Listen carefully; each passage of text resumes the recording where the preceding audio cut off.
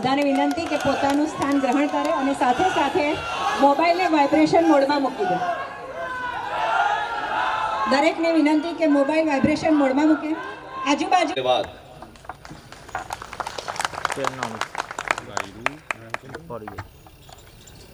आज के इस सभा के आयोजक, मुंतजमीन, ऑर्गेनाइजर, हिंदू जागरण मंच, इसके तमाम पदाधिकारी, राजेश भाई शाह, प्रांत महामंत्री हिंदू जागरण मंच, नीरज भाई जैन, प्रांत विधि प्रमुख हिंदू जागरण मंच, केतन भाई पटेल, प्रांत बेटी बचाओ प्रमुख, कुणाल छाबड़ा, अच्छा हम लोगों का थोड़ा प्रोनाउंसिएशन का प्रॉब्लम है, भरूच जिले के अध्यक्ष हिंदू जागरण मंच, दीपिका शाह, भरूच जिला उपाध्यक्ष हिंदू जागरण मंच, रोहित भाई पटेल, भरूच जिला महामंत्री हिंदू जागरण मंच, कुणाल भाई राणा, जिला बेटी बचाओ प्रमुख हिंदू जागरण मंच, किशन भाई वघेला, भरूच जिला युवा आयाम, जिगर भाई जादव, जिला विधि आयाम हिंदू जागरण मंच और तमाम समस्त कार्यकर्ता और भरूच के गणमान्य नागरिकों, मेरे बुजुर्ग, मेरे हम उम्र नौजवान साथियों, मेरी माएँ, बहनें, बेटियां, मैं भरूच में जब 2 साल पहले आया था तो मुनीम साहब जिंदा थे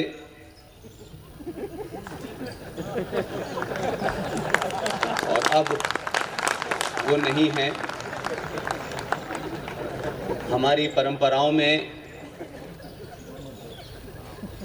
जाने के बाद उन्हें श्रद्धांजलि जरूर दी जाती है. तो भरूच जिले को श्रद्धांजलि देनी चाहिए, साथ ही साथ ऐसा मुनीम दोबारा पैदा ना हो भरूच में, इसकी कामना करनी चाहिए.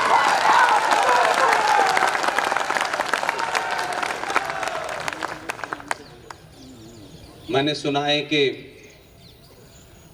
ये जो भरूच जो नाम है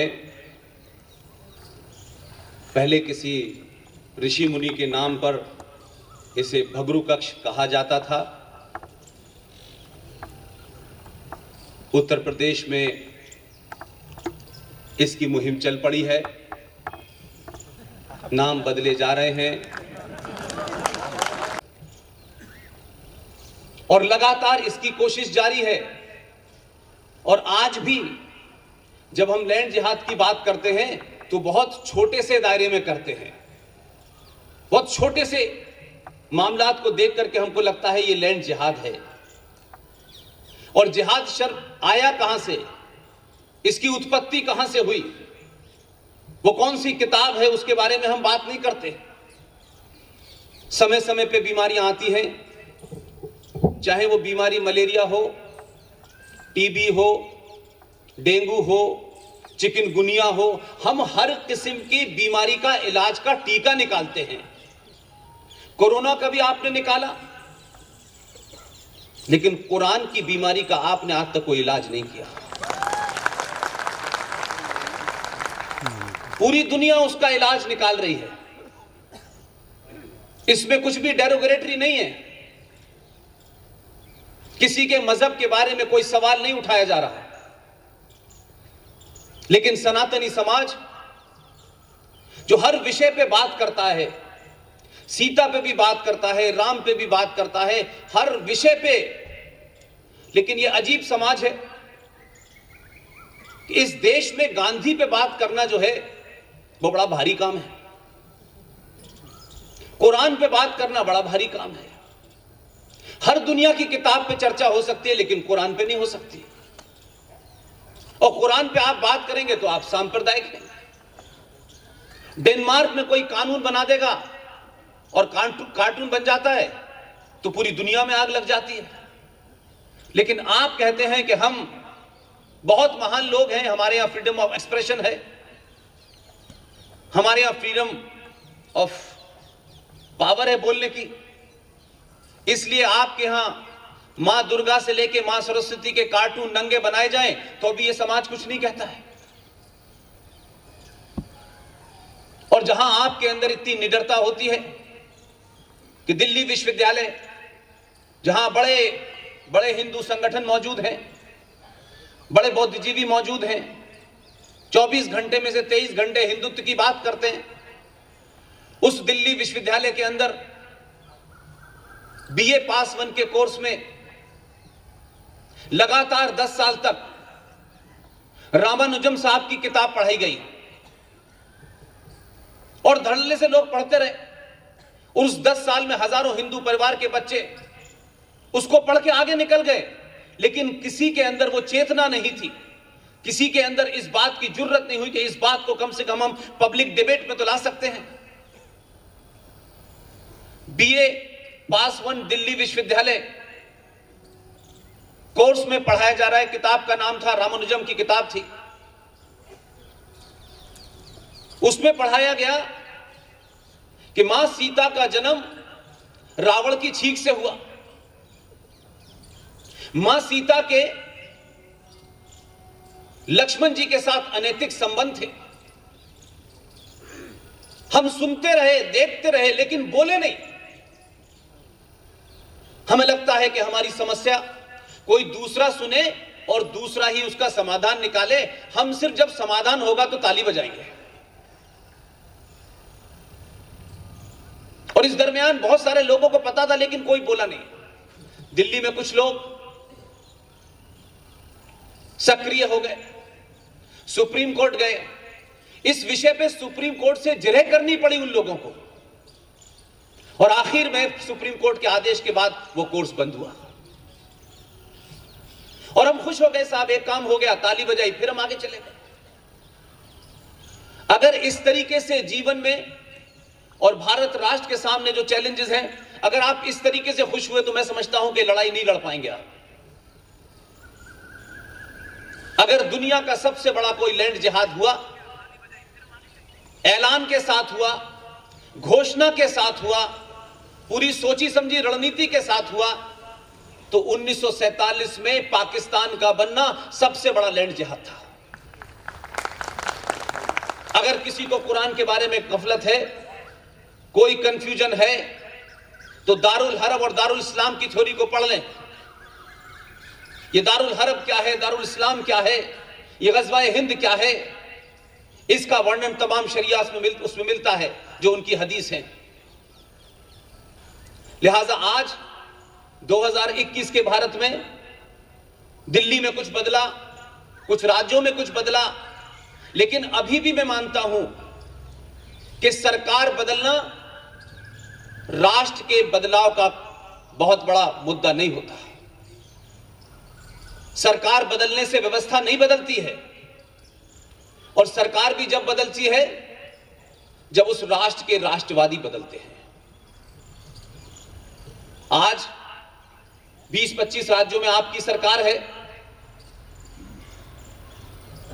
अलग अलग उसकी आप खबरें सुनते हैं, कहीं अच्छी खबरें भी आती हैं, कहीं बुरी खबरें भी आती हैं, लेकिन जब तक समाज में परिवर्तन नहीं होगा, सरकारें आएंगी जाएंगी, कुछ कानून बनाएंगी, कुछ हटा देंगी, लेकिन सरकारों की बड़ी सीमित भूमिका होती है, सब कुछ वो नहीं कर पाती।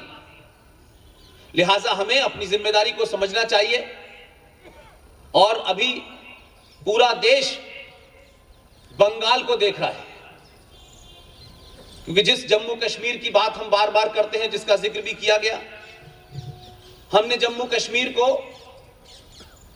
ना पढ़ा, न सुनने की हमने कोई कोशिश की, न जानने की कोशिश की, और हम अपनी जिंदगी को उसी अंदाज में जीते रहे कि हम हैं, हमारा घर सुरक्षित है, बस, बाकी हमारी कोई जिम्मेदारी नहीं है। मैं ये बात बार बार इसलिए कहता हूं कि गुजरात, भरूच, बड़ौदा और कच्छ से लेकर के जितने भी आपके जिले हैं, दिल्ली है, दिल्ली भारत की जब ही सुरक्षित रह सकती है जब तक आपकी सीमाएं सुरक्षित रहें और आपकी सीमाओं को कोई भेद नहीं पाए, इसके लिए सेना के लोग काम करते हैं। लेकिन उसके बावजूद भी आप सबको याद होगा कि 1971 में बांग्लादेश बना, भारत की सेना वहां गई, 93,000 पाकिस्तानी फौजियों को सरेंडर कराया गया और हम फिर खुश हो गए कि हमने बहुत बड़ी कामयाबी हासिल की है और हम भूल गए। लेकिन जिन लोगों से आपकी वैचारिक नहीं, वैचारिक बातचीत तो झगड़ा तो हो सकता है किसी से, आपके विचार कुछ हो, मेरे विचार कुछ हो, लेकिन जिनका सिद्धांत ही इस बात पर रखा हो कि मेरे नबी और अल्लाह के अलावा किसी और की पूजा पद्धति जायज नहीं है। अगर आप ये समझते हैं कि उनका पहला कलमा सूरह नंबर 9 आयत नंबर 5 क्या कहती है कि जो भी मुशरिक हैं, मुशरिक कहते हैं मूर्ति पूजकों को, उनकी हत्या जस्टिफाई है। इसलिए आप कंफ्यूज करते हैं, ये वाला मुसलमान अच्छा है, ये वाला थोड़ा खराब है, ये कट्टर है, ये मॉडरेट है। ये परिभाषाएं आपने अपनी सुविधा के लिए बनाई हैं। कोई मॉडरेट और कोई कट्टर नहीं है। जो कुरान मजीद को मानेगा वो ये सब काम करेगा, इसलिए ना कोई मॉडरेट है ना कोई कट्टर है। ये आपने परिभाषाएं अपनी सुविधा के लिए गढ़ी हैं। लिहाजा आप जिस मानसिकता से पूरी दुनिया लड़ रही है, जो मानसिकता 1400 साल पहले अरब में पैदा हुई, उसके पैदा होने के तमाम सारी तथ्य मौजूद हैं, उसको भी हम नहीं पढ़ते हैं। और वो क्या है, उसकी फिलॉसफी क्या है, हम उसको जाने बगैर हम उसका इलाज करना चाहते हैं। सन 1947 में भारत विभाजन हुआ, हजारों लाखों लोग चले गए, 10.5 लाख लोग मारे गए, तब ये देश आपको मिला। लेकिन हम उन तमाम नेताओं और वो जो बड़े बड़े तथाकथित बुद्धिजीवी थे जिन्होंने सत्ता के साथ मिलकर के इस पूरे देश के साथ एक ऐसा षड्यंत्र किया कि आने वाली नस्लें, नस्ल दर नस्ल, जनरेशन टू जनरेशन, आप मानसिक रूप पे गुलाम बने रहें, आपके अंदर एक हीन भावना का भाव भर दिया जाए, आप इन्फिनिटी कॉम्प्लेक्स के शिकार रहें, एहसास कमतरी के शिकार रहें। लिहाजा कभी आपके अंदर पुरुषार्थ न जागे, आप अपने इतिहास को न जान पाएं, आप अपनी संस्कृति को न जान पाएं, आप अपनी मूल परंपराओं और सरोकारों को न जान पाएं। इस तरीके का पूरा एक खाका तैयार किया गया। न उस दौर में बहुत सारे लोग लड़े, बहुत कम लोग थे, उन्होंने पूरी कोशिश की, लेकिन कुल मिलाकर के पूरे समाज ने उस पूरी मानसिकता को एक्सेप्ट कर लिया। जो समाज छोटे छोटे बातों पे तर्क करता हो, हर बात में अच्छे बुरे की बात करता हो, जिसकी परंपरा में शास्त्रार्थ हो, उस समाज ने कभी यह नहीं पूछा कि भाई भारत के अंदर किस डॉक्यूमेंट में लिखा हुआ है कि 15 अगस्त 1947 को भारत आजाद हुआ था। न तो ब्रिटेन की लाइब्रेरी में है, न उनकी पार्लियामेंट में कहीं है, न उनके संविधान में है, न हमारे संविधान में है, लेकिन हम 15 अगस्त 1947 को भारत आजाद हुआ था इसकी रट लगाए हुए हैं। और क्योंकि आप खामोश रहते हैं और उनको पता चल गया है कि जो कुछ इनको बता दोगे, जो कुछ लिख दोगे, ये सिर्फ पढ़ लेते हैं और पास होने के लिए उसे एग्जाम में वही बात लिख के आते हैं, भले ही वो हकीकत में झूठी हो। तो एक झूठ नहीं, क्योंकि आपकी खामोशी ने सत्ताओं पर बैठने वाले लोगों को लगातार इसकी जारी रखने की इजाजत दी। संविधान बना, संविधान कैसा बना आप सब जानते हैं। संविधान में क्या था, क्या नहीं था, ओरिजिनल संविधान क्या था। हो सकता है आज बहुत सारे युवा पूछते हो कि इसकी रिलेवेंस क्या है, जब तक अपने पास्ट को नहीं जानोगे तो वर्तमान में कभी ठीक नहीं रह सकते, और अगर वर्तमान को ठीक कर दोगे तो फ्यूचर कभी खराब नहीं हो सकता। लिहाजा आज ये छोटी छोटी बात इसलिए बार बार कहता हूं कि हमें हर चीज की कहीं ना कहीं से इंस्पिरेशन मिलती है, और हमारे अंदर बहुत सारे ऐसे भाव पैदा होते हैं जिससे हमें उस जानने की जिज्ञासा होती है, और जब हम जान जाते हैं तो हमारे अंदर एक बल पैदा होता है, और वही बल है कि आज पूरे देश में 10-12 लोग, इस वक्त जब मैं आपसे बात कर रहा हूं, चाहे मेजर जनरल जीडी बख्शी हो, चाहे हाल के दिनों में आपने सुशील पंडित के ऊपर एक बड़ा हमला होने से बचे की खबर सुनी हो, ललित अंबरदार साहब हो, मेजर जनरल जीडी बख्शी हो, ये देश में कहीं ना कहीं मेरी तरह कुछ ना कुछ बात कह रहे हैं इस वक्त। आखिर क्या वजह है कि इन लोगों को लोग सुन रहे हैं? न हमारा किसी राजनीतिक दल से कोई संबंध है, न किसी सामाजिक संगठन से कोई हमारा संबंध है, न हम करोड़पति हैं, न हमारे पास कोई लाव लश्कर है। हम साधारण से लोग हैं, साधारण परिवारों से आए हैं। और क्या वजह है कि आप उस राज्य के लोग हैं कि आपके एक आदमी को तो पूरी दुनिया सुनती है और आप मुझे सुनने आए।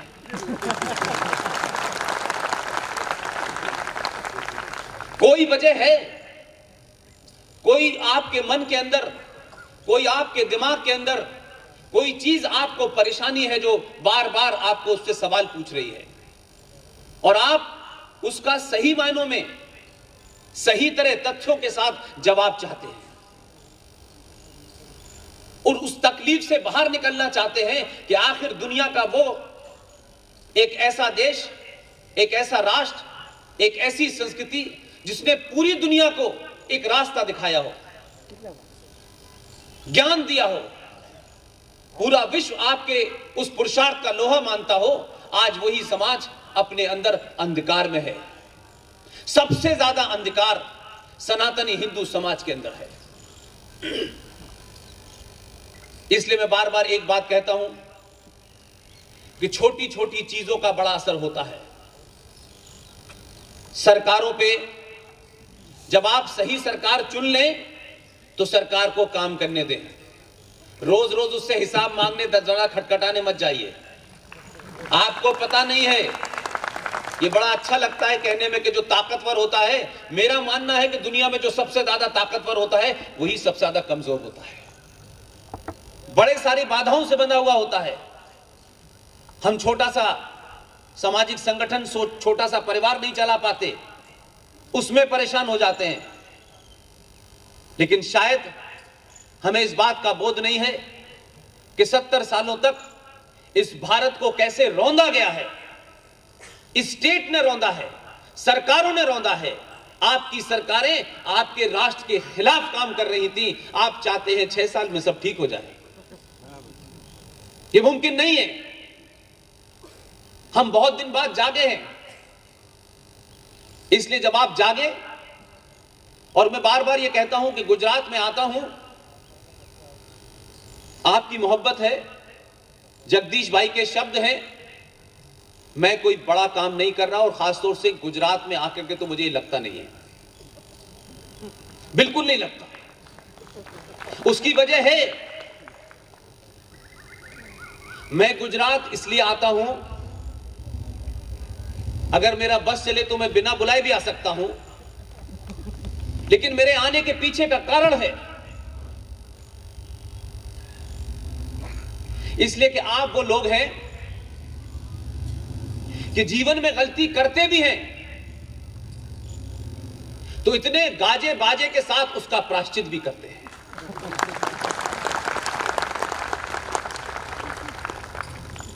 लिहाजा मैं मानता हूं कि अपने घर में कोई बहुत अच्छी चीज होती है तो हम बाहर वालों को जल्दी देते नहीं है।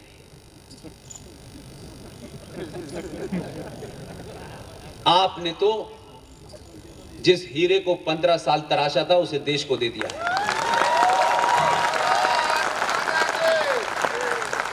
और आप, यहां हीरा बहुत होता है, मैंने बड़े सुना है यहां हीरे की बड़ी बड़ी मंडियां हैं।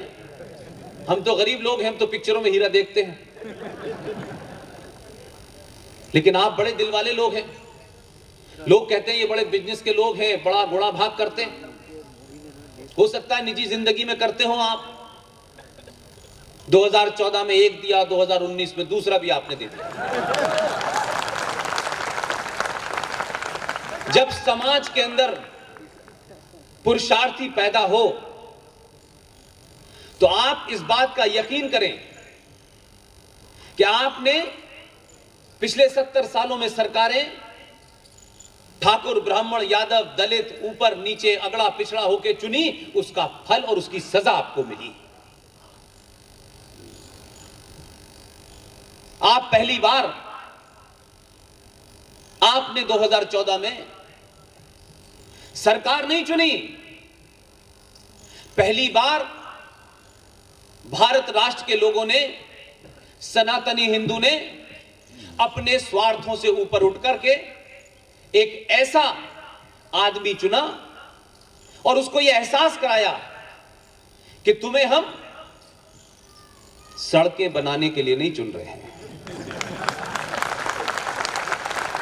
सड़कें तुमने बहुत गुजरात की अच्छी बना दी है, सड़कें तो बनती बिगड़ती रहती हैं, टूटती रहती हैं, ये कोई बड़ा महत्व नहीं है। तुम्हें हमने राष्ट्र बनाने के लिए चुना है। और यही भाव है कि पूरे देश का माहौल बिगड़ा हुआ है और यह माहौल अभी बिगड़ेगा। अभी बहुत सारे शाहीन बाग पैदा होने हैं और हम चाहते हैं कि जितने ज्यादा होंगे उतना ही राष्ट्र मजबूत होगा। इसलिए सरकार के बदलने से लोग परेशान नहीं हैं। यह पहली बार हो रहा है कि राष्ट्र बदल गया है तब सरकार बदली है। लिहाजा आपने एक नहीं बहुत सारे पुरुषार्थी दिए, लेकिन उनका वर्णन करने में आप लोग बड़े कंजूस लोग हैं। अपने लोगों की तारीफ खुल के नहीं करते हैं आप। हमारे यहां तो ऐसे की तारीफ होती है कि जो तारीफ के लायक ही नहीं होते। हमने तो इतनी तारीफ की और आज तक ये समझ नहीं पा रहे कि उस 70 सालों में जो तारीफ की थी वो किस बुनियाद पे की थी, क्या वजह थी भाई। कभी हमने पूछा नहीं कि एक शख्स पैदा हुआ, उसने ऐसा कौन सा पुरुषार्थी काम किया था। क्या माउंट एवरेस्ट पे चढ़ा था वो, या समुद्र में छलांग लगा दी थी, या अंग्रेजों की गर्दन पकड़ ली थी। वो पैदा हुए तो पैदा तो बहुत सारे लोग होते हैं, देवी गौड़ा भी हुए थे, डेट पता है। लेकिन आपने कहा कि इस पुरुषार्थी को जिंदा रखना है, तो उन्होंने कहा नहीं नहीं, ऐसा करते हैं कि इन्हें बच्चों से विशेष लगाव था, यानी 14 नवंबर को हम इनका जन्मदिन मनाएंगे। इन बेचारे देश के बच्चों ने क्या कसूर किया था जिनका आपने आइडियल ऐसा बनाया है।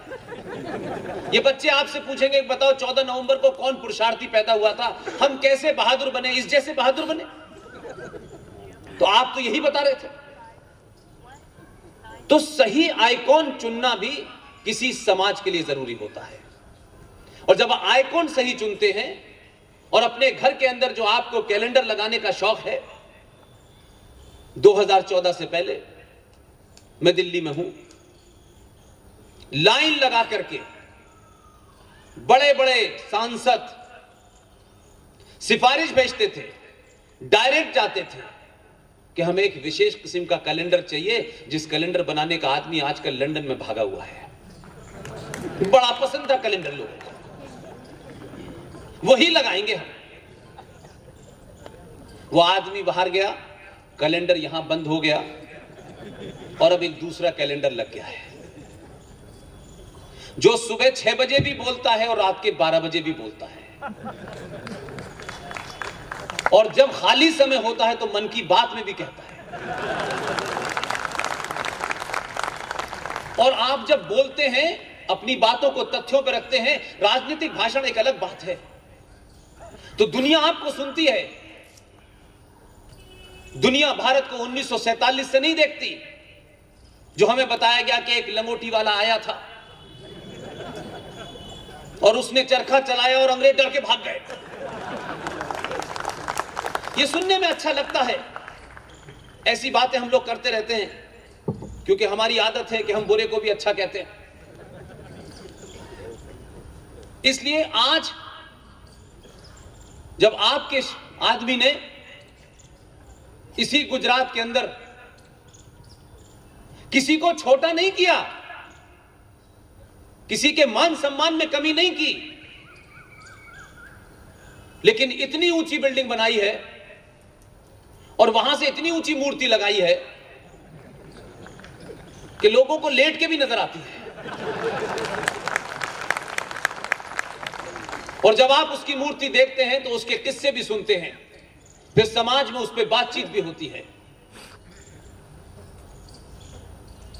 और जब बात होती है तो 370 की बात आपने कही, मैं उस तथ्य की तरफ आपका ध्यान दिलाना चाहता हूं कि धारा 370 को लेकर के बहुत बहसें सुनी होंगी आपने। धारा 370 किस मकसद से आई थी, क्यों आई थी, आप सबको पता होगा, अब तो वो चली भी गई।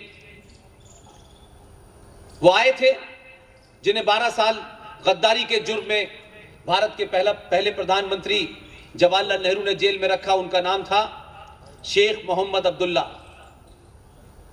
वो दिल्ली आए थे और धारा 370 के बारे में अलग अलग नेताओं से मिले। और कुछ लोग अपने आप को जरूरत से ज्यादा चतुर समझते हैं, लेकिन वो होते नहीं हैं। उनके पास भी गए, चाचा के पास। चाचा ने कहानी सुनी, वो समझ गए क्या कहते कि भाई ऐसा मामला है, इसको मैं सॉल्व करूंगा तो मुश्किल होगी, क्योंकि सबको पता है मेरे रिश्ते क्या हैं। उन्होंने अंबेडकर जी के पास भेज दिया। अंबेडकर जी ने पूरी कहानी सुनी आराम से और आखिर में एक ही वाक्य कहा, और मैं जो कुछ भी आपसे कह रहा हूं उसमें प्रेजेंटेशन तो हो सकता है डिफरेंट हो, लेकिन सब कुछ अवेलेबल है, आप लोग देख सकते हैं। अंबेडकर ने कहा धारा 370 देकर के मैं भारत के साथ पाप नहीं करूंगा। लेकिन यह बात आपको बताई नहीं गई, क्योंकि अगर अंबेडकर का कद बड़ा हो जाता तो कुछ लोग छोटे हो जाते। पूरी राजनीति का संकट यह था। लेकिन उन्होंने अपनी चतुराई में एक और दांव खेला और कहा कि देखिए मुझे विदेश यात्रा पे जाना पड़ रहा है और आप 370 को पार्लियामेंट में पास करा लीजिएगा। गलती से यह बात उन्होंने आप ही की धरती के निकले हुए एक पुत्र सरदार पटेल से कही है। सरदार पटेल बोलते कम थे, इशारों में बात ज्यादा करते थे। चेहरे से एक्सप्रेशन दिया बिल्कुल हो जाएगी। वो चले गए। पार्लियामेंट की डिबेट को उठा के देख लीजिएगा आप।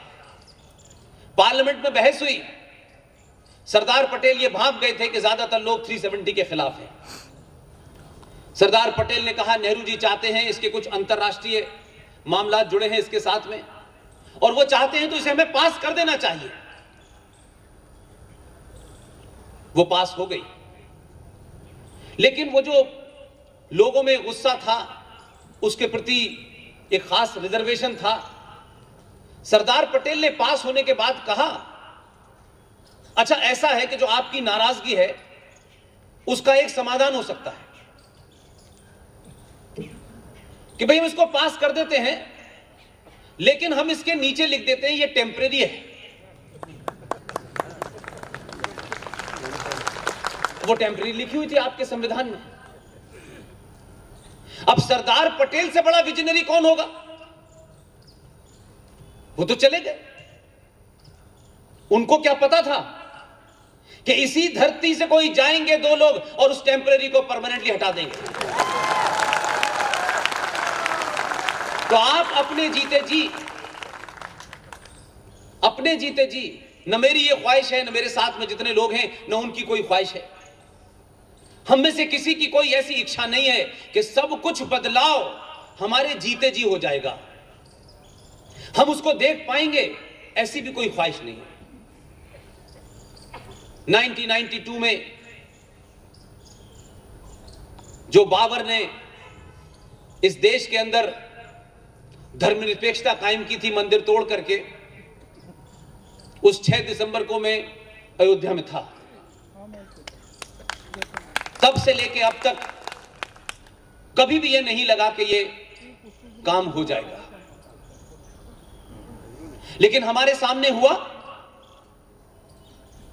भारत की कोर्ट ने फैसला भी दिया, 40 दिन में दिया, और ऐसा दिया कि अगर सच मानिए किसी हिंदूवादी संगठन से भी आप ये कहते कि ये फैसला आप लिख लीजिए, तब भी वो हिंदूवादी संगठन ऐसा फैसला नहीं लिख सकता था।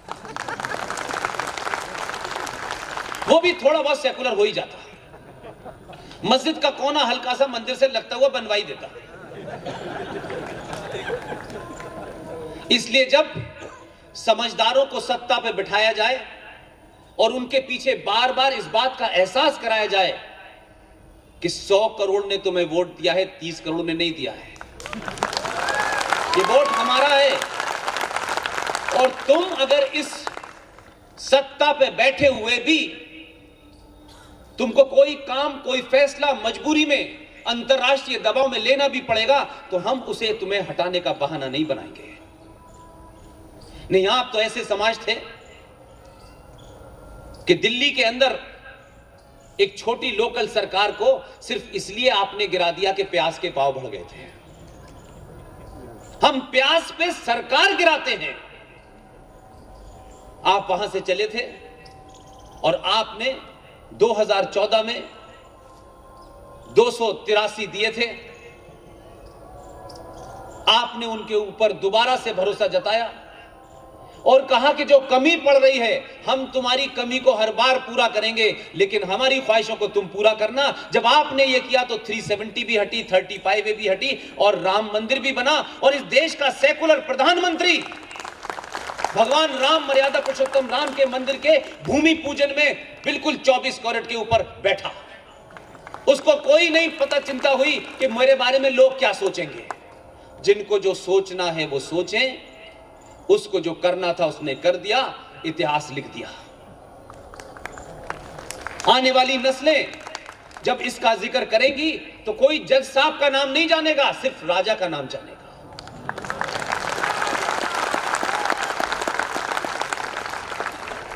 इसलिए आपने गुजरात में स्टैच्यू ऑफ यूनिटी लगा करके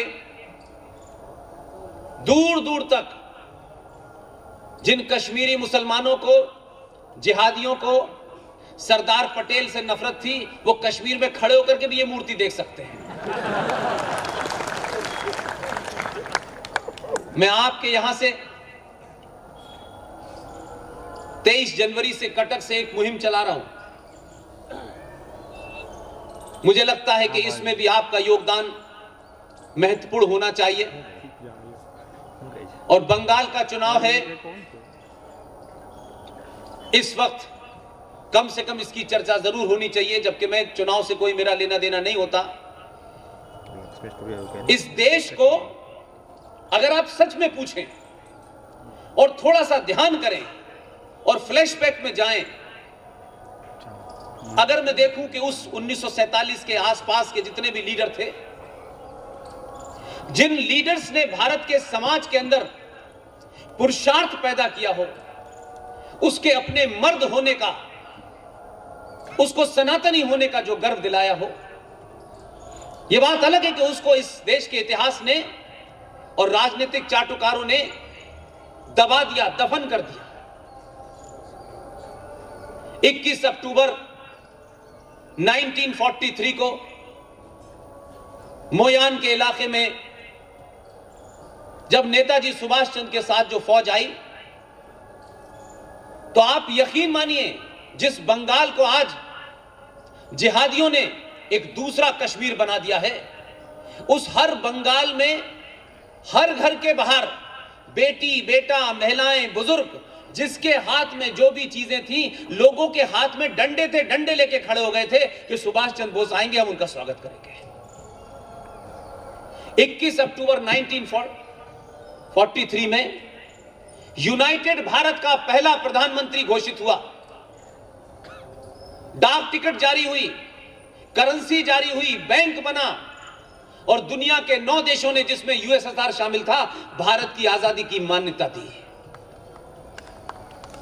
हमने ऐसे पुरुषार्थी को खो दिया, एक षड्यंत्र के तहत खो दिया। और जब ऐसे पुरुषार्थी समाज से हट जाते हैं और गुलाब का फूल लगाए लोग नजर आते हैं, तो समाज के अंदर उसी किस्म की प्रतिक्रिया होती है। इसलिए मैं मानता हूं,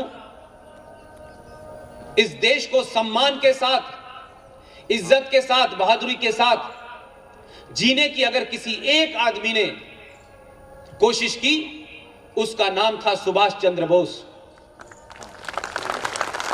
क्या यह नहीं हो सकता कि गुजरात के लोग जो बड़े दानी हैं, कि हम दुनिया के अंदर एक नया मैसेज दें और ऐसा मैसेज दें कि जो यहां आए थे राज करने, भले ही उनके पूरे देश की जनसंख्या 6 करोड़ 25 लाख हो, लेकिन वो ग्रेट ब्रिटेन है। जो कहते थे कि उनकी हुकूमत में सूरज नहीं डूबता, लेकिन आज सूरज निकल आता है तो संडे मनाते हैं। आपके यहां से यह आवाज उठनी चाहिए कि अगर स्टैच्यू ऑफ यूनिटी बन सकती है, तो अब भारत में सुभाष चंद्र बोस की मूर्ति लगे और उसका नाम हो स्टैच्यू ऑफ डिग्निटी। आने वाली नस्लों को पता तो चले कि सुभाष चंद्र बोस थे कौन। सरदार पटेल के बारे में भी देर से जाना, सुभाष चंद्र बोस के बारे में भी देर से जाना, लेकिन जितनी तेजी से आप जान रहे हैं, उतनी तेजी से शाहीन बाग बन रहे हैं। ये परेशानी इस बात की नहीं है कि कोई एक नाम का आदमी सत्ता में बैठ गया है और ये सत्ता से नहीं हट रहे। उनकी हर दिन प्रॉब्लम क्या है? उनकी प्रॉब्लम है इन दोनों के आने के बाद सनातनी हर रोज बदल रहा है, हर दिन सवाल कर रहा है। अगर ये 100 करोड़ बदल गए तो गंगा जमुना तहजीब जमुना में मिलेगी। लिहाजा जो लैंड जिहाद की बात और लव जिहाद की बात आपने कही, इनके ऐतिहासिक तथ्यों पे जाइए। बहुत सारे लोगों को बहुत सारी गलत चीजें पता है। उत्तर प्रदेश में कानून बना लव जिहाद का। अब ये कितनी कंट्राडिक्टरी बात है। जिन्होंने लव किया उन्होंने लव जिहाद भी किया। जिस शख्स ने उत्तर प्रदेश में कभी लव किया नहीं, उसने लव जिहाद पे कानून बना दिया।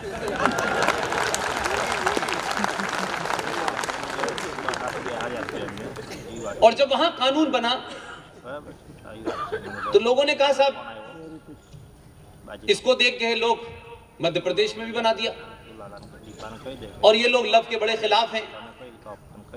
और ये जो आरएसएस के लोग हैं और ये जो बीजेपी के लोग हैं, ये तो इस तरीके के लोग ही नहीं हैं, ये तो महिलाओं में बड़ा डिस्क्रिमिनेशन मानते हैं, तमाम वगैरह वगैरह कहानियां चली। मैंने समय लिया, मैंने कहा इसका तोड़ लाता हूं तथ्यों के साथ।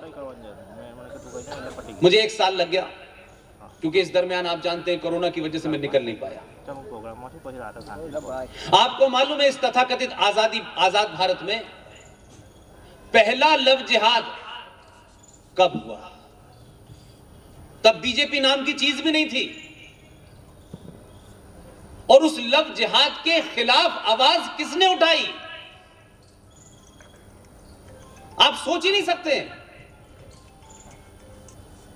भारत के और आपके प्रदेश से गए हुए एक साहब जिन्हें देश राष्ट्रपिता मानता है,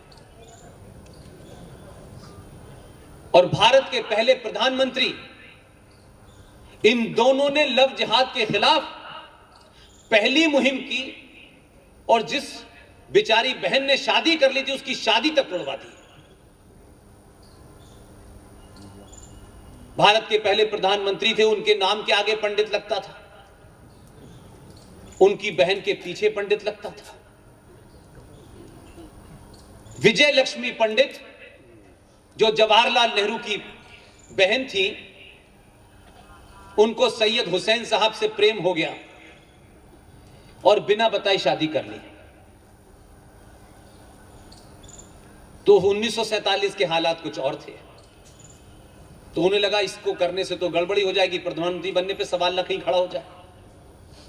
तो दोनों को बुलाया गया और राष्ट्रपिता महात्मा गांधी ने उनसे कहा, तुम्हें इस मुसलमान के अलावा कोई दूसरा नहीं मिला था? और उनके जो चेले थे नंबर 1, दोनों ने मिलकर उस शादी को तोड़वाया और फिर इसका इंतजाम किया कि सैयद हुसैन साहब दोबारा मिल ना पाए। तो उन्हें इजिप्ट, मिस्र की राजधानी काहिरा में एम्बेसडर बना के भेज दिया। और आखिर में हुआ यह कि वो बेचारी फिर कभी सोवियत यूनियन की, कभी इंग्लैंड की में घूमती रही, लेकिन मिल नहीं पाई। और इस किताब का नाम है musings and memories by Ponty Pilot. और ये एक आर्मी अफसर थे जो काहिरा में उस एम्बेसी में पोस्टेड थे, जो हुसैन साहब से मिले और पूरी कहानी उन्हें बताई। और उस पूरी किताब 306 और 300 पेज नंबर 7 पर जिक्र है। तो आजाद भारत में हिंदू जागरण मंच, विश्व हिंदू परिषद, आरएसएस जिम्मेदार नहीं है इस लव जिहाद के। ये जो काम कर रहे हैं ये तो महात्मा गांधी और नेहरू के बताए रास्ते पे चल रहे हैं, इनकी कोई गलती नहीं है। इनको आप खामखा गाली देते हैं कि ये लव के खिलाफ है। लिहाजा मैं मानता हूं कि आप जब तथ्यों पे और तर्कों पे बात करेंगे तो लड़ाई ज्यादा आसानी से लड़ी जा सकती है। लिहाजा दूसरा, जब आप लैंड जिहाद की बात करते हैं तो मैंने सुना अभी उस पे कुछ, मुझे जगदीश महंत साहब ने कुछ बताया कि आपके यहां कोई कानून बन गया है, पास हो गया है, लेकिन आपको एक कानून के बारे में नहीं पता। आप जहां बैठे हैं यह आपकी जमीन नहीं है। आप 100 गज का प्लॉट खरीदते हैं, उसे किसी जिहादी से बचा लेते हैं, आप खुश होते हैं, क्योंकि इस समाज को एक घुट्टी पिला करके सुलाया गया। जिसने बोलने की कोशिश की उसकी या तो आवाज बंद कर दी या वो गायब हो गया। 2 कानून ऐसे हैं जिससे कि ये जो भारत आपको दिख रहा है वो ऐसा नहीं है। और कुछ लोग इस बात को शायरी के माध्यम से कहते थे और आपने कभी उस तरफ ध्यान ही नहीं दिया। ऐसे नहीं थे, कुछ लोग आपको उस तरफ शायरी के माध्यम से बता करके चिढ़ाने की कोशिश करते थे और आप रिएक्ट तक नहीं करा आपने, बल्कि उन लोगों की शायरी पे आपने ताली बजाई। तो उनको लगा ऐसा मूर्ख समाज कहां होगा कि जिन्हें हम गाली दे रहे हैं वो हमारी बात पे ताली बजा रहे हैं। और ये सिलसिला चला। आपको ताज्जुब होगा जो बात मैं आपको बता रहा हूं।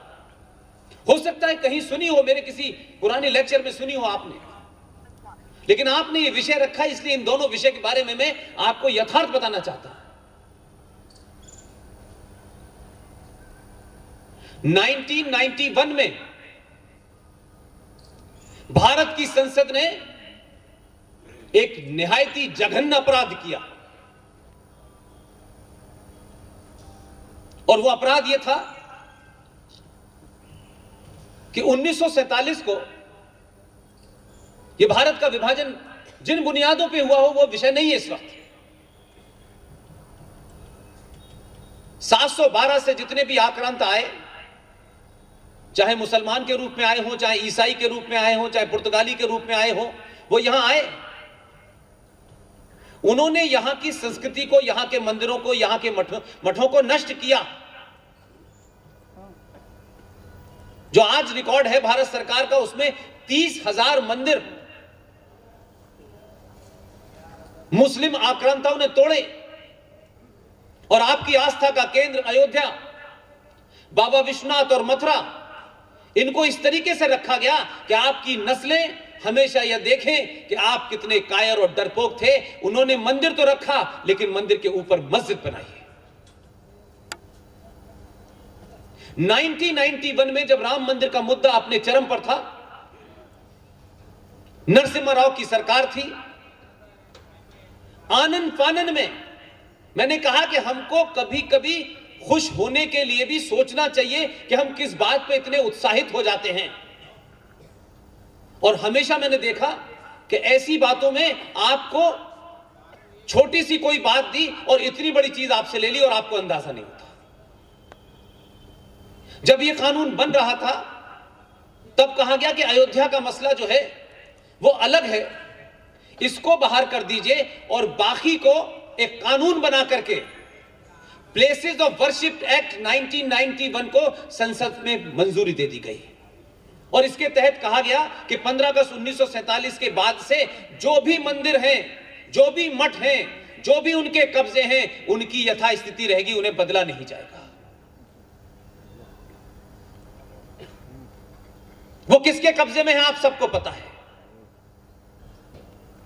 और फिर 1992 हो गया, यानी 91 में यह भूमिका तय हो चुकी थी कि यह होगा।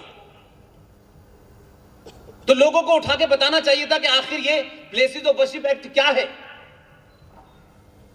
उसको भी हमारी टीम के एक युवा साथी विष्णु शंकर जैन ने सुप्रीम कोर्ट में चैलेंज किया हुआ है।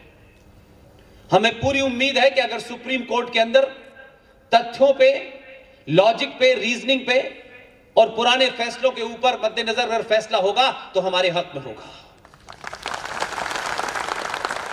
और जो सबसे ज्यादा खतरनाक काम हुआ, जिसकी तरफ मैं आपका इशारा और आपका जो टॉपिक है उसको बताना चाहता हूं। 1993 में बिना किसी से पूछे, ना उसकी कोई चर्चा हुई और उसकी जरूरत क्या थी यह हमने नहीं समझा, और यकायक कांग्रेस पार्टी के कुछ लोगों को लगा कि इस देश में 5 पंथ अल्पसंख्यक हैं। उसकी ना तो कोई डेफिनेशन तय हुई, ना कोई बेसिस तैयार किया गया। लेकिन 1992 में कांग्रेसी प्रधानमंत्री के रहते हुए बाबरी मस्जिद जो थी मिसमार हो गई, तो मुसलमानों को अननेसेसरी अपीज करने के लिए आपने नेशनल कमीशन फॉर माइनॉरिटी लाए। एक आदेश के तहत 50,000 पारसी, 1.5% सिख, 1% बौद्ध, 3.5% क्रिश्चियंस, ईसाई और 19% 93 की बात कर रहा हूं, मुसलमानों को आपने अल्पसंख्यक घोषित कर दिया और अल्पसंख्यक आयोग बना दिया। जबकि संविधान के हिसाब से सिख भी हिंदू था और बौद्ध भी हिंदू था। लेकिन आपका एजेंडा न पारसी में था, न सिख में था, न बौद्ध में था। आपका एजेंडा इस देश की सेकंड लार्जेस्ट मेजॉरिटी को अलग करके स्पेशल पैकेज देना था, क्योंकि भारत का संविधान धर्म के आधार पर, मजहब के आधार पर आरक्षण नहीं देता। तो आपने ना तो यूएनओ, अगर यूएनओ की परिभाषा में हम जाएं तो उसमें भी कहा गया है कि किसी जगह की टोटल पॉपुलेशन का 1.5%, 1.5% अगर कोई है, वो लिंग्विस्टिक है या रिलीजियस है, उसे माइनॉरिटी माना जाएगा। लेकिन हमारे यहां 21 करोड़ मुसलमान उस वक्त माइनॉरिटी में थे और इस षड्यंत्र के तहत करोड़ों करोड़ों रुपए का budget national commission for minority का बना दिया गया। पारसियों ने आज तक उस माइनॉरिटी कमीशन में 2 पैसे का नहीं कुछ लिया। सिख वहां कौम उससे जिंदा नहीं है कि उन्हें वहां माइनॉरिटी कमीशन से क्या मिलेगा, लेकिन सेकंड लार्जेस्ट मेजॉरिटी को माइनॉरिटी घोषित करके सारे आपने यूएनओ से लेके सारे तथ्यों को धत्ता बता करके आपने एक नया एजेंडा क्रिएट कर दिया। और कमाल यह है, यह उसी सरकार ने किया 1993 में। यह संविधान में जोड़ा गया, उसी सरकार ने जोड़ा जिन्होंने 1976 में रात के अंधेरे में भारत का जो संविधान था, जो प्रीएम्बल था, उसमें कहा गया कि भारत सेकुलर देश है। तो 76 से पहले सेकुलर नहीं था, लेकिन प्रीएम्बल में आपने शब्द सेकुलर जोड़ा बिना किसी डिबेट के, क्योंकि 76 में ज्यादातर पॉलिटिकल लीडर जेल में थे और इंटेलेक्चुअल से कहा कि थोड़ा झुक जाओ, वो लेट चुके थे। और वही सरकार 93 में उसी संविधान को कम्युनल बना देती है। एक सेकुलर राष्ट्र के अंदर अगर वो है भी तथाकथित तौर पे, जिसको लिखने के बाद, तो जब सेकुलर राष्ट्र ये कहता है, संविधान ये कहता है कि सब बराबर हैं, तो फिर ये 21 करोड़ लोग अलग क्यों हैं? इनके साथ विशेष रियायत क्यों है? लेकिन ये हुआ। उस पे दूसरा जघन्य अपराध क्या हुआ कि खामोशी से हर राज्य के अंदर एक माइनॉरिटी कमीशन बन गया। यानी आपने अपीजमेंट के अंदर अपीजमेंट कैसे हो सकता है? कैसे इस राष्ट्र के खिलाफ जो ताकतें सन 1947 में यहां रह गई थी पाकिस्तान बनवाने के बाद, कैसे आपने उन्हें ताकतवर बनाया? हर राज्य के अंदर एक माइनॉरिटी कमीशन बन गया। 2011 का सेंसस जो सरे मंजर है, सब कोई देख सकता है। 2011 का सेंसस भारत का यह कहता है कि भारत के 9 राज्यों में हिंदू माइनॉरिटी में है। जब यह सेंसस आया तो इस पे बहस हुई, लेकिन तब भी किसी ने इस माइनॉरिटी कमीशन के एग्जिस्टेंस पे सवाल नहीं पूछा। लेकिन मेरा सवाल, जो हमारी टीम के एक साथी अश्वनी उपाध्याय से सुप्रीम कोर्ट में लड़ रहे हैं, उसमें उन्हें कुछ ऐसे फीलर्स मिले हैं कि सरकार के अलावा सुप्रीम कोर्ट भी कुछ उस पर बात करना चाहती है। लेकिन झूठ देखिए कि हर राज्य का जो माइनॉरिटी कमीशन है उसका बजट अलग से है,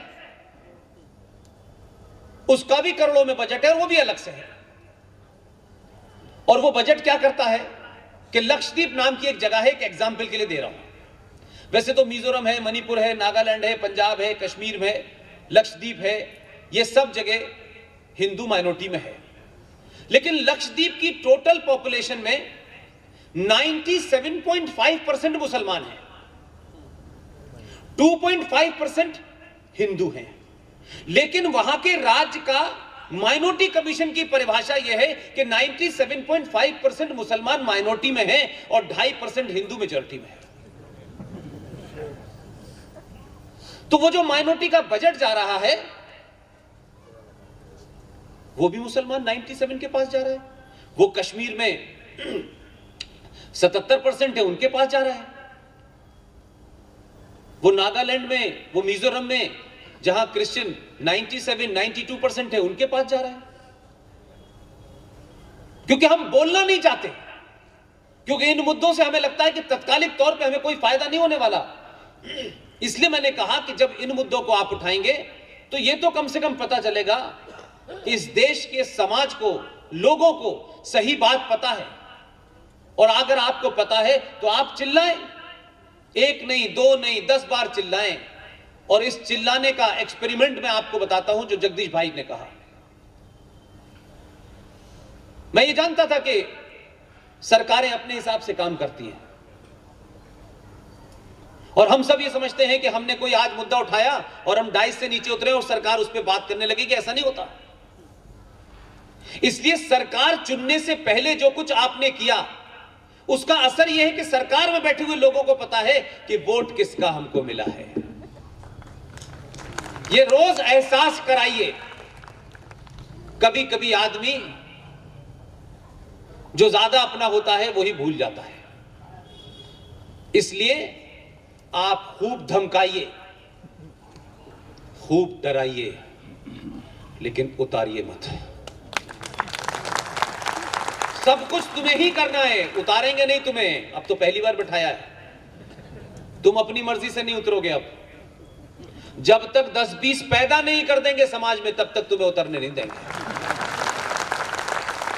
इसलिए जब आप बोलते हैं, आप गुजरात में बोलें, आप कलकत्ता में बोलें, आप इंदौर में बोलें, जब लोग बोलना शुरू करते हैं तो कानों में आवाज जाती है। आज सोशल मीडिया का जमाना है। टेलीविजन लोग 3% से ज्यादा नहीं देखते, सोशल मीडिया 97% लोग देखते हैं। और आपने जिस डॉक्टर को भेजा है वो इस फन का मालिक है, उसको पता है। उसको तो वो क्या चलता है, वो एक बच्चों का खेल है पबजी, उसको तो पबजी तक का पता है। ऐसा नहीं कि उसको पता नहीं है। ऐसे में अपनी आवाज को बुलंद करेंगे, और जब आप बुलंद करते हैं तो आपकी आवाज सुनी जाती है। आर्टिकल 35 पे इसकी जीती जागती मिसाल है। आप लोगों के सामने तथ्य रख दें, फैक्ट रख दें, रेफरेंस के साथ रख दें, ताकि कहीं भी आप जब बात करें तो तर्कों पे कोई आपको हरा ना पाए, इस पे झूठ ना बोले आपसे।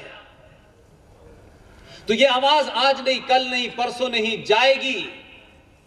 और इस जाने का असर यह हुआ कि सुप्रीम कोर्ट ने अभी हाल में ही एक ऑर्डर दिया है। भले ही मैं उस ऑर्डर से पूर्णतः बहुत ज्यादा खुश नहीं हूं, क्योंकि मेरा मकसद यह नहीं था, हमारी टीम का मकसद यह नहीं था। सुप्रीम कोर्ट ने अभी कोई 15 दिन पहले एक ऑर्डर पास किया है और केंद्र सरकार से कहा है 4 हफ्ते में जवाब दो कि जिन 9 राज्यों में हिंदू माइनॉरिटी में है उन्हें माइनॉरिटी कब घोषित करोगे।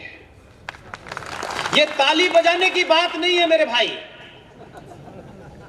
यह ताली बजाने की इसलिए बात नहीं है कि इसमें गंभीर बात छुपी हुई है। सुप्रीम कोर्ट अगर 9 राज्यों में हिंदुओं को माइनॉरिटी घोषित कर देगी तो आपके यहां एक कंपटीशन शुरू हो जाएगा।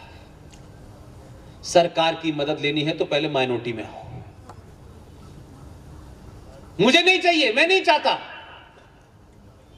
2000 सेंसस का जो मेरा आंकड़ा है वो किसी तथ्य को काटने के लिए है। हिंदुस्तान में हिंदू माइनॉरिटी में हो और इस पे खुशी मनाई जाने लगे, इसका मतलब है दिवालियापन शुरू हो गया है। इन कारणों पे जाइए कि पहले कश्मीर में था, 9 राज्यों में हुआ कैसे। क्या माइनॉरिटी का स्टेटस मिलने से कुछ सरकारी इमदाद मिल जाएगी तो क्या इस देश में बहुसंख्यक अल्पसंख्यक होना शुरू हो जाएंगे। लेकिन सुप्रीम कोर्ट ने कुछ तो कहा, इसलिए मैंने कहा कि जब आप जोर से बात उठाएंगे, चिल्लाएंगे, तो सरकारों में बैठे हुए लोग सुनते हैं कि उनको मालूम है कि साल में एक बार तो वोट लेने आना ही पड़ता है। लिहाजा आप 95 का जो जघन्य अपराध है, जो विषय आपने रखा है, इसकी चर्चा नहीं हुई। जब हिंदू जागरण मंच, इसके युवा जब ये काम करते हैं तो हो सकता है कि समाज के पॉलिटिकली करेक्ट तथाकथित इंटेलेक्चुअल्स, समाज में संभ्रांत लोग इन बातों को सुनना नहीं चाहते हैं। उनको लगता है नहीं नहीं नहीं नहीं नहीं, हमें सबको मिलकर रहना है, ऐसे रहना है, वैसे रहना है, हमें ये मुद्दे नहीं उठाते। जो लोग ये बात कहते हैं वो मान लें, वो कैंसर को अपने अंदर पाल रहे हैं, उसका इलाज नहीं करना चाहते हैं। कैंसर का जितनी जल्दी इलाज हो जाए जिंदगी उतनी आसान बच जाती है। जितनी देर में करते हैं पैसा भी खर्च होता है और मौत भी हो जाती है। हिंदू जागरण मंच को मैं मुबारकबाद देता हूं कि आज ये उन मुद्दों को उठा रहे हैं जो इस राष्ट्र को समाप्त कर रहे हैं। ये कम से कम उन मुद्दों से आपको अवेयर कर रहे हैं, लेकिन इनकी जानकारी में, इनकी मुहिम में मेरी पूरी ताकत है और यह ताकत सिर्फ मैं उसी अंदाज में दे सकता हूं जिसके लिए मैं जाना जाता हूं। मैं इनके सामने एक तथ्य रख रहा हूं। 1995 भारत की संसद ने एक अजीबोगरीब काम किया और उसे 2013 में संसद ने पास कर दिया और उसके क्लॉजेस बताऊंगा आपको। तो मैं मानता हूं कि अगर आप राष्ट्रवादी हैं और इस राष्ट्र से प्रेम करते हैं, इस संस्कृति से प्रेम करते हैं, तो रात को नींद नहीं आएगी आपको अगर आप उसके एक एक पॉइंट और क्लॉज को सुन लें। मुझे जब से यह पता चला, टॉपिक आप कोई भी रखिए, मैं इन मुद्दों को इसलिए उठाता हूं कि एक लड़ाई तत्कालिक लड़ाई होती है, इमीडिएटली बिजली नहीं आ रही, पानी नहीं आ रहा, पेट्रोल महंगा हो गया, ये चलता रहेगा। एक लड़ाई होती है जो आपके अस्तित्व को समाप्त कर देती है और हम उस तरफ ध्यान ही नहीं देना चाहते। 95 में जघन्य अपराध हुआ जिसे मनमोहन सरकार ने 2013 में इतना मजबूत कर दिया है और इतनी खामोशी से किया है और विपक्ष में बैठे हुए लोगों ने इस मुद्दे को जनमानस तक नहीं पहुंचाया। मेरी शिकायत नहीं है, राजनीतिक लोग हैं, उनके नफा नुकसान का मामला होगा, इसलिए मेरी राजनीति से कोई मतलब नहीं है, इसीलिए मैं आप तक ये बात पहुंचाना चाहता हूं। और अगर शायद ये मुद्दा आज आप न रखते तो मैं इसको रेफरेंस में कहता। 1923 में एक वक्फ बोर्ड बना था, 1956 में उसमें अमेंडमेंट किया गया, फिर 95 में किया गया और 2013 में आपके हाथ से सब कुछ निकल गया। वक्फ प्रॉपर्टी एक्ट 2013 भारत की पार्लियामेंट में पास हुआ है। आप लोग जाइएगा, गूगल पे तलाश कीजिएगा, वक्फ प्रॉपर्टी एक्ट के प्रोविजन पढ़ लीजिएगा, आपको नींद नहीं आएगी, बता रहा हूं मैं। आपको उठ के लगेगा कि जिस घर में आप रह रहे हैं ये आपका होगा भी कि नहीं होगा 2 साल के बाद। एक वक्फ बोर्ड बना था जो मुगलों के नाजायज वारिस यहां रह गए थे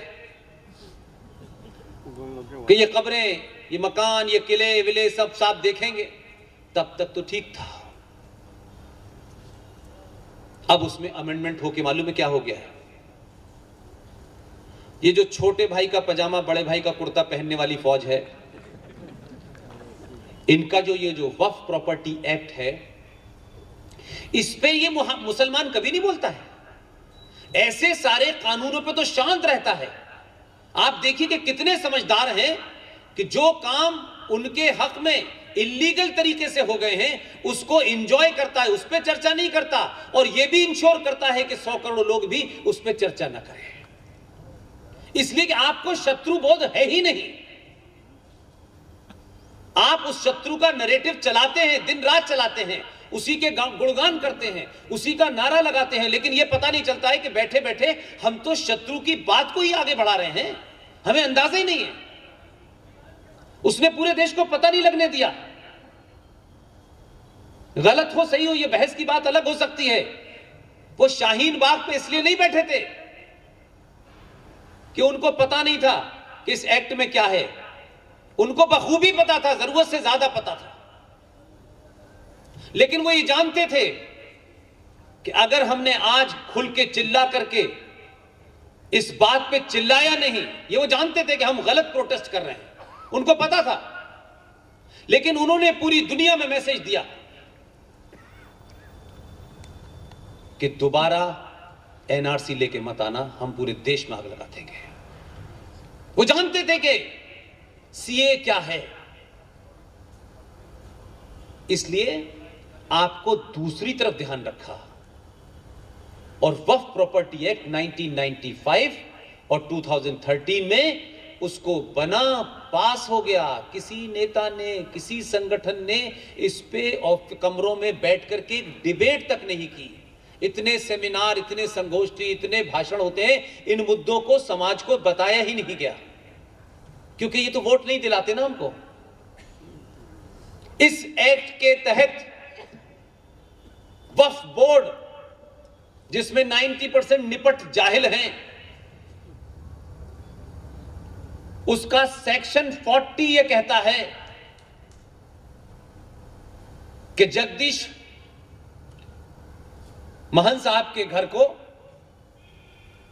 गुजरात का वक्फ बोर्ड रात में आके इनसे कहे कि जगदीश साहब, ये जो मकान आपका है जिसमें आप रह रहे हैं, ये वक्फ बोर्ड की प्रॉपर्टी है। तो जगदीश साहब थोड़ी देर के लिए कागज वागज दिखाएंगे,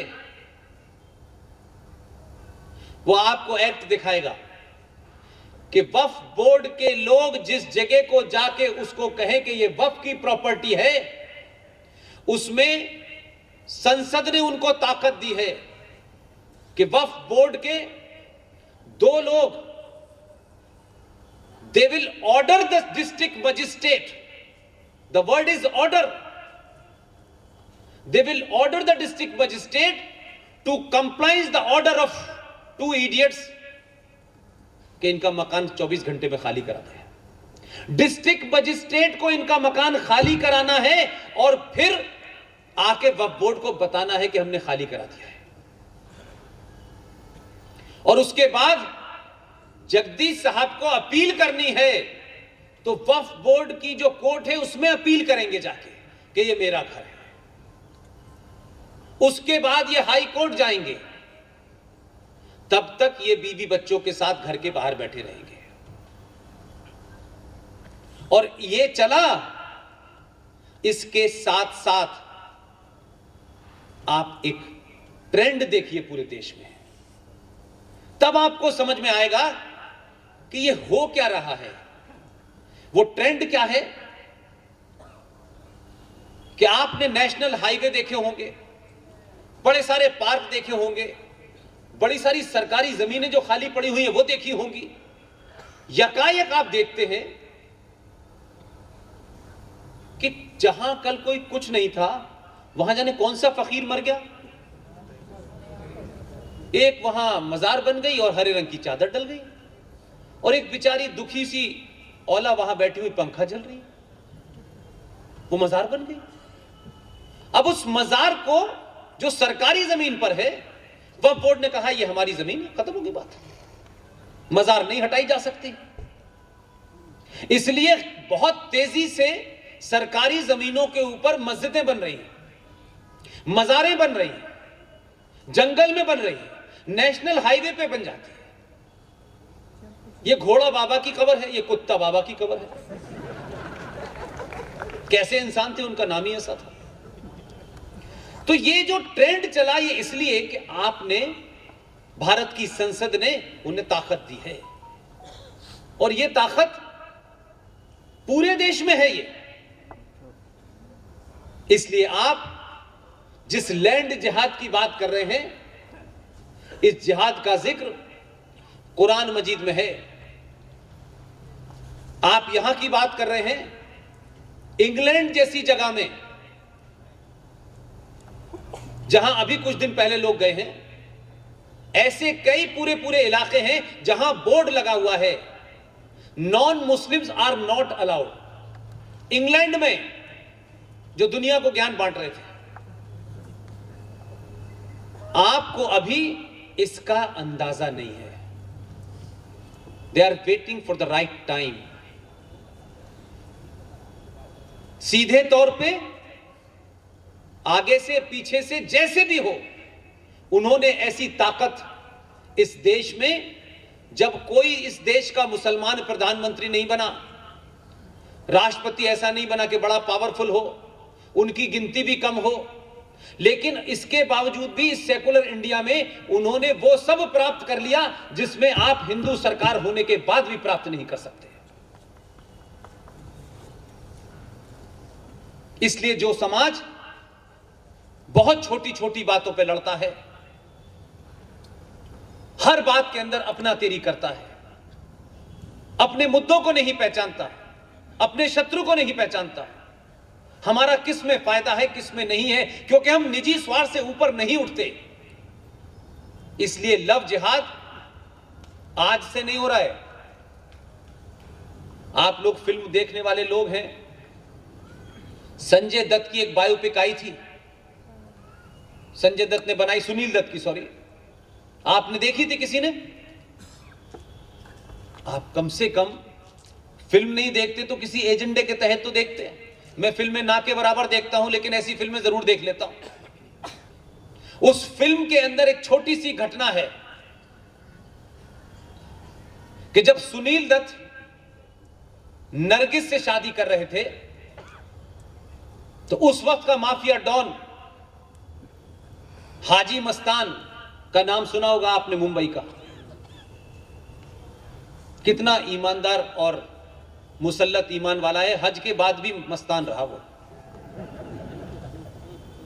उस हाजी मस्तान ने सुनील दत्त को बाकायदा बुलाया, उसको तलब किया और पूछा कि तुम नरगिस से शादी क्या सोच के कर रहे हो?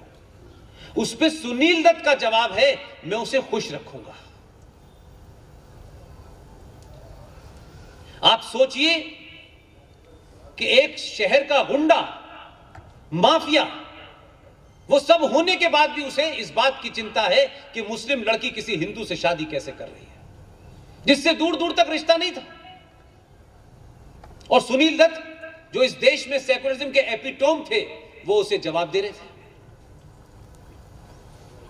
तो ये लव जिहाद कोई आज से नहीं चल रहा है, ये बहुत दिन से चल रहा है। हम सुनना देखना नहीं चाहते थे, अब देखना शुरू किया है तो लगता है हर गली मोहल्ले में हो रहा है। हम पाकिस्तान बट गया बट गया बट गया, ये हो गया, अंग्रेजों ने बांट दिया, इतना ही समझा हमने। अगर पाकिस्तान का ओरिजिनल प्लान जो जिन्ना साहब का था, अगर वो देखते तो आप भारत के पेट में कई सारे पाकिस्तान बनाने का था। उसका नक्शा सालारजंग म्यूजियम में लगा हुआ है। वो हैदराबाद में भी एक पाकिस्तान होगा, वो बिहार के अंदर भी एक पाकिस्तान होगा, वो पूरा मैप ये था उनका। तो लेकिन हमारे सोने का नुकसान ये हुआ कि एक पाकिस्तान बना, दूसरी तरफ बांग्लादेश बन गया। लेकिन आज भारत में 500 से ज्यादा पाकिस्तान बन चुके हैं और हमने बनने दिए,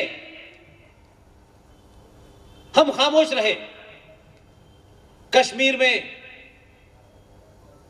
2500 कश्मीरी हिंदू पंडितों, महिलाओं, बच्चों को माफ किया, रेप किया, मर्डर किया, लूटा।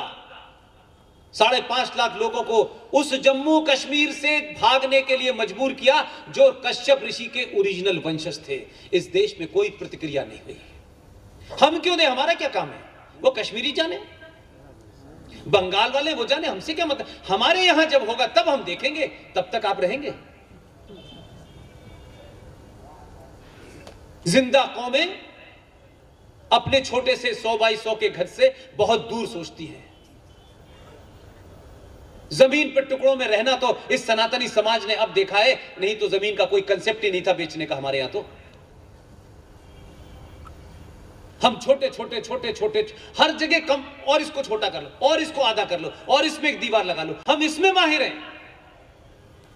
खतरा हमारे घर के सामने आ गया, संवैधानिक तौर पे भी आ गया, और जो उनका 1400 साल से जिहाद चल रहा है उसमें कोई रुकावट नहीं आई। आप भाई भाई हैं तब भी आप पिट रहे हैं, आप भाईचारा कर रहे हैं तब भी आप चाह रहे हैं।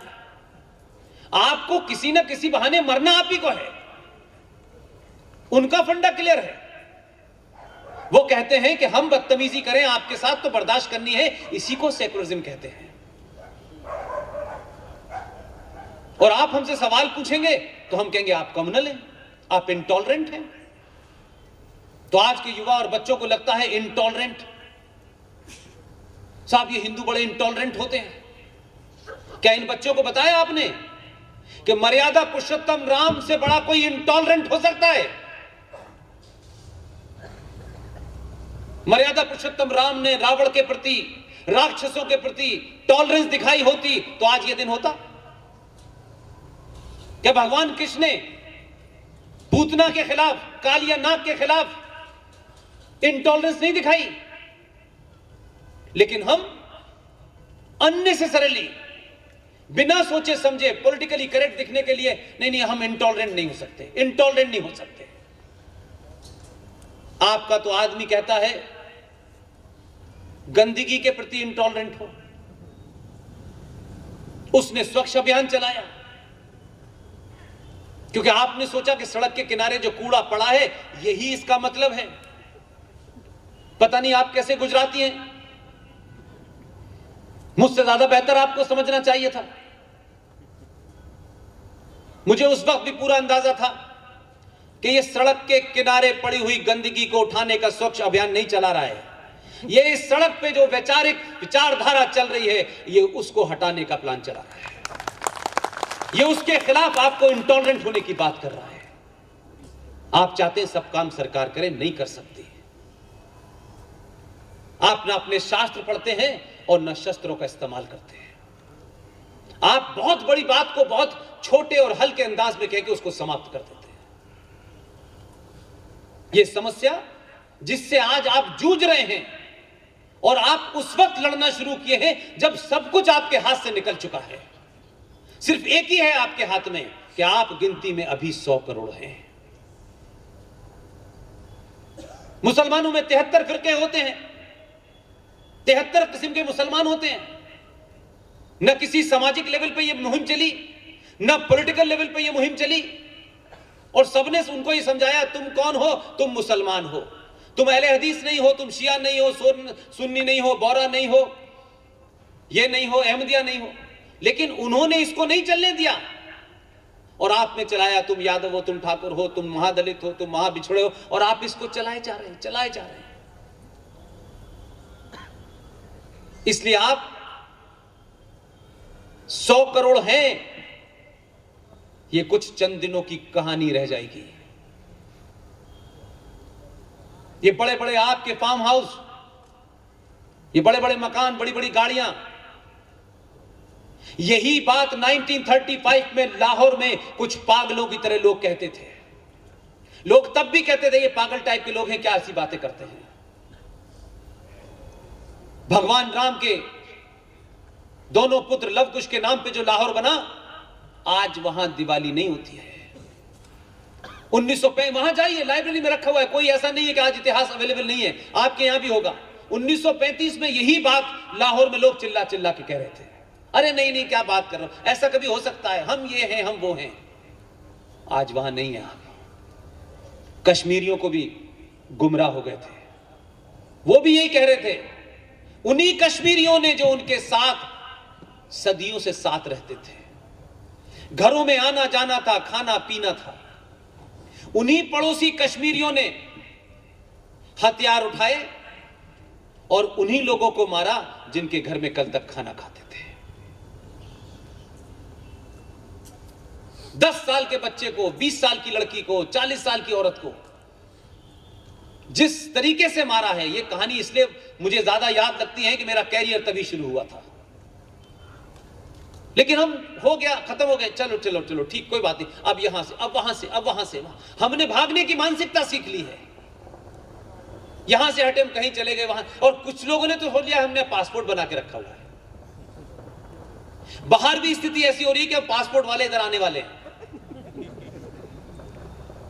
जो लोग अपनी जमीन छोड़ देते हैं वो वैसा ही है कि वो अपनी मां छोड़ देते हैं। इसलिए मां दुनिया की सच्चाई है, इसे हम धरती मां ऐसे नहीं कहते। हर शब्द के साथ में कोई चीज लगी है, उसका इमोशनल कनेक्ट होता है। हम गंगा को गंगा मां ऐसे नहीं कहते, उसके साथ में कोई कनेक्ट है हमारा।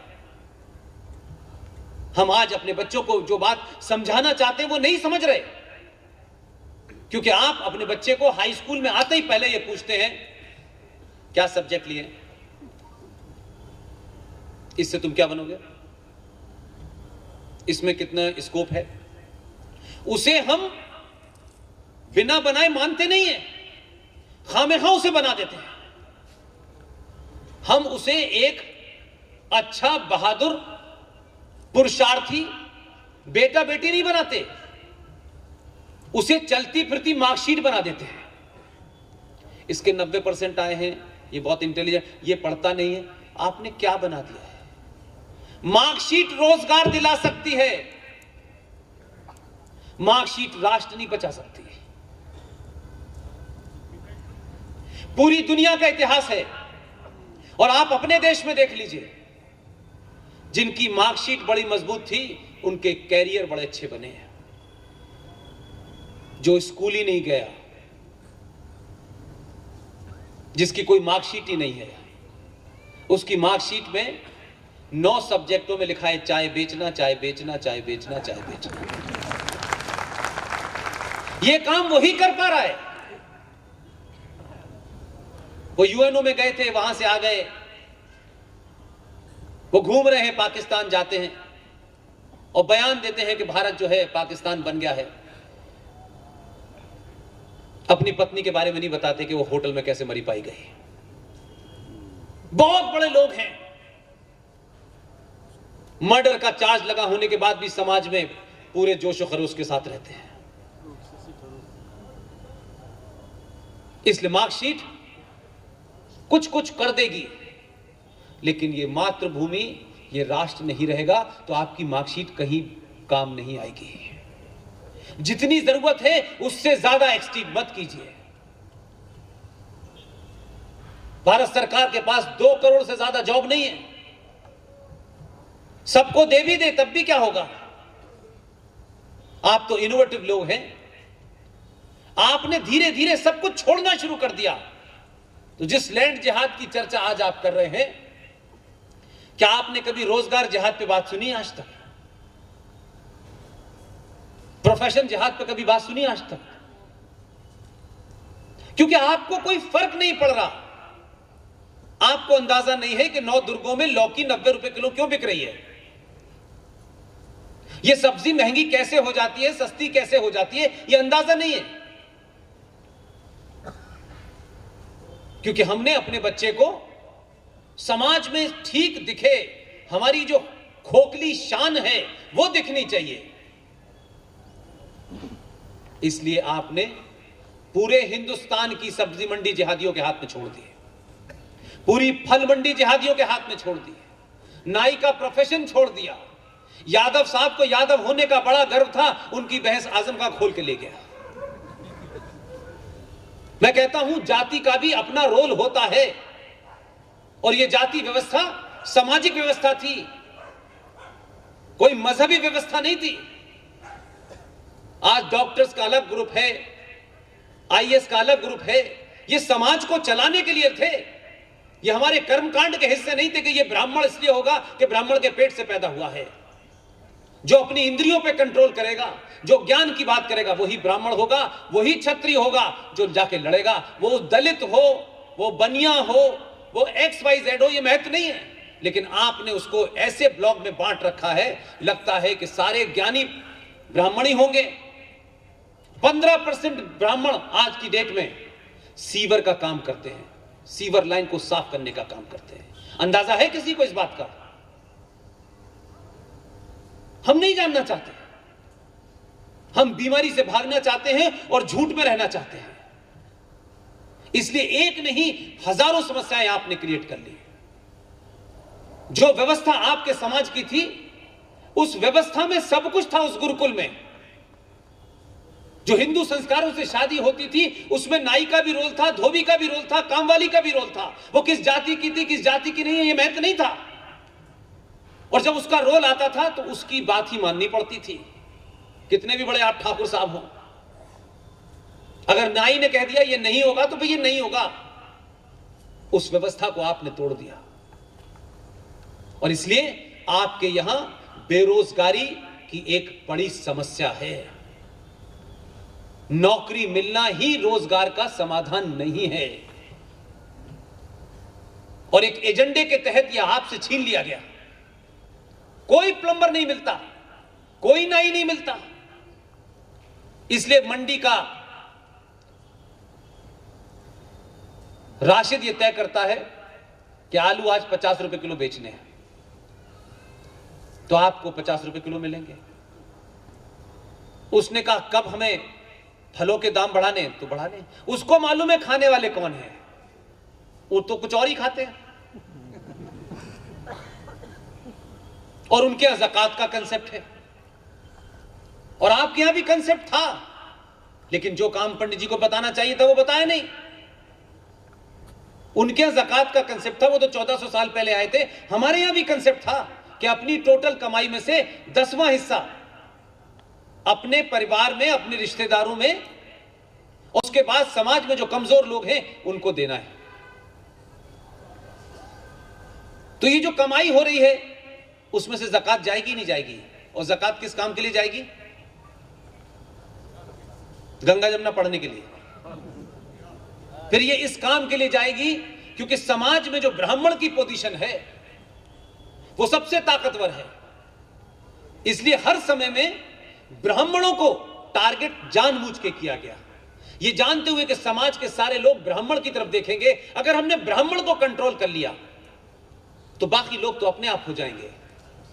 इसलिए इस लव जिहाद में जो आपने रेट तय किया है कि ब्राह्मण लड़की को फंसा करके शादी करोगे तो 5 लाख रुपए मिलेंगे, क्योंकि एक ब्राह्मण परिवार में अगर ऐसा होगा तो नीचे के सारे लोग जल्दी एक्सेप्ट कर लेंगे।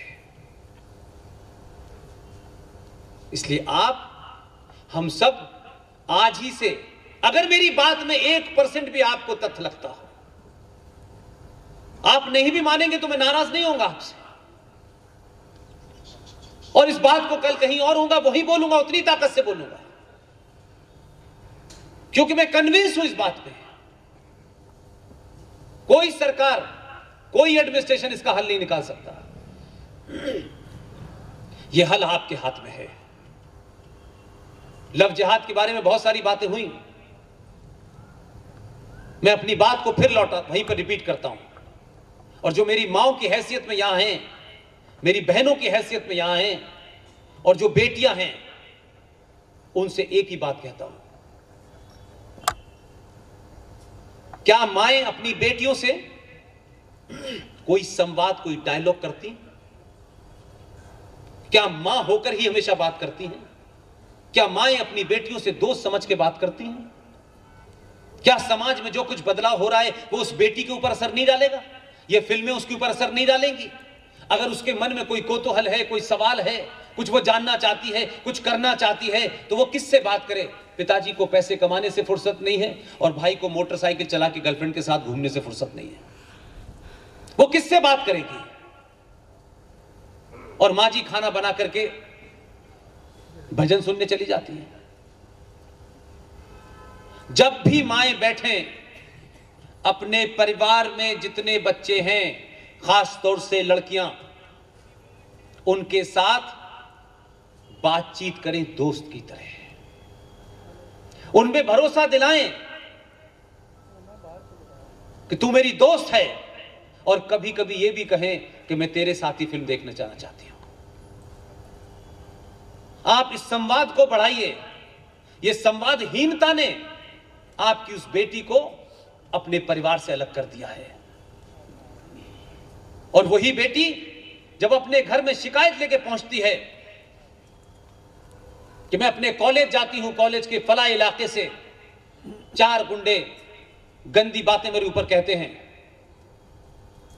मेरा हाथ पकड़ने की कोशिश करते हैं, तो जब वो पिताजी से बताती है घर में, एक एवरेज कर की कहानी बता रहा हूं मैं आपको, तो पिताजी बड़े ध्यानपूर्वक सुनते हैं और फिर उससे कहते हैं, कल से तुम उधर से नहीं जाना, इधर से जाना। वो सिलसिला जारी रहता है। वो भाई को बताती है डरते डरते, भाई इतना ज्यादा बिजी है, वो कहता है अब तुम्हारी वजह से किस किस से झगड़ा लेंगे, तुम घर पे बैठ के नहीं पढ़ सकती। मैं बता रहा हूं क्योंकि मैं कितनी बच्चियों से बात करता हूं इस सिलसिले में, इसी किस्म की सभा खत्म होने के बाद बात करता हूं। क्या बात है कि वो बच्ची बात करते करते रो के मुझे बता सकती है, अपनी मां को नहीं बता सकती, अपने भाई को नहीं बता सकती, क्योंकि आपने उसके अंदर वो फेथ और वो कॉन्फिडेंस पैदा नहीं किया। और वो धीरे धीरे वो इस नतीजे पे पहुंच जाती है कि मेरा पिता इस घर को चलाता है, अगर इस व्यवस्था को चलने देना है तो चुपचाप होकर के इसे बर्दाश्त करो, नहीं तो घर की व्यवस्था टूट जाएगी। और मन ही मन उसे अपने घर में जितने पुरुष हैं वो कायर लगते हैं, वो कहती नहीं है। इसीलिए 1 दिन 2 दिन 4 दिन के बाद फिल्मों में दिखाई देने वाला वो माचो मैन पंचर जोड़ने वाला भी नजर आता है तो उसके साथ चली जाती है। उसके बाद आप कोशिश करते हैं ये कैसे हो गया, तब आप शुरू बात करते हैं तब देर हो जाती है। इसलिए हिंदू जागरण मंच के मेरे साथियों, जितने भी युवा यहां बैठे हैं, मेरे बुजुर्ग बैठे हैं, मैं आज के युवाओं से एक बात जरूर कहता हूं, क्योंकि हमारी युवा पीढ़ी फिल्मों से बड़ी प्रोत्साहित होती है, फिल्में देख करके उसको बड़ी इंस्पायरेशन मिलती है। फिल्में देखिए, इसमें कोई बुरी बात नहीं है। वो तमाम पिता और पुत्रों से एक मेरी निवेदन है, बाहुबली देखी आपने? अगर नहीं देखी तो देखिएगा। मैं कोई फिल्म का विज्ञापन नहीं कर रहा, क्योंकि जिस बैकग्राउंड से मैं देखता हूं चीजों को, उससे आप भी देखें। एक सभा में एक कायर राजा, उसके दरबार में जब महिलाएं जाती हैं तो उस राजा का एक सिपह सालार, उसका सेनापति, जाने वाली महिलाओं के कपड़ों में हाथ डालता है। उसी बीच में एक महिला और जाती है, वो कोशिश करता है उसके कपड़ों में हाथ डालने की, वो उसकी उंगलियां काट देती है। और भरी सभा में वो कायर राजा और उसका मक्कार सेनापति एक कहानी क्रिएट करता है और वो बताने लगता है ये किया, ये किया, ये किया। लेकिन पुरुषार्थी सनातनी हिंदू पिता और भाई को मेरी एक सलाह है। उसी सभा में वो बाहुबली आता है और जब वो पूरा किस्सा सुना रहा होता है कि ये किया, ऐसा किया, तो वो राजा की बात को नहीं सुनता। वो अपनी पत्नी धर्मसेना से पूछता है, धर्मसेना तुम बताओ क्या हुआ है। उसका अपनी पत्नी के प्रति विश्वास यह है कि वो उससे झूठ नहीं बोलेगी।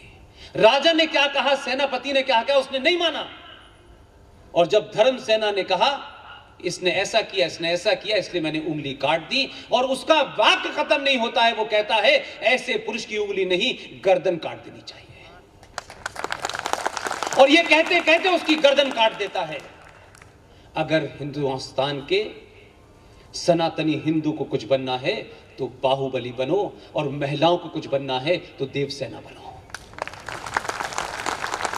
ये जो खूबसूरती आपके दिमाग में बस गई है, खूबसूरती, खूबसूरत दिखना है, खूबसूरती की परिभाषा तैमूर की अम्मी नहीं है। खूबसूरती की परिभाषा है देवसेना। अगर आज के युवा यही चाहते हैं और इस खोज में लगे थे कि कटप्पा ने बाहुबली को क्यों मारा, उसके लिए दूसरी फिल्म बन के आ गई, पता चल गया। अगर राष्ट्र बचाना चाहते हो, अपने परिवार, अपने समाज को बचाना चाहते हो, तुम्हारे पास बड़ा कम समय है, तो कटप्पा ने क्यों मारा था बाहुबली को, यह पता चल गया।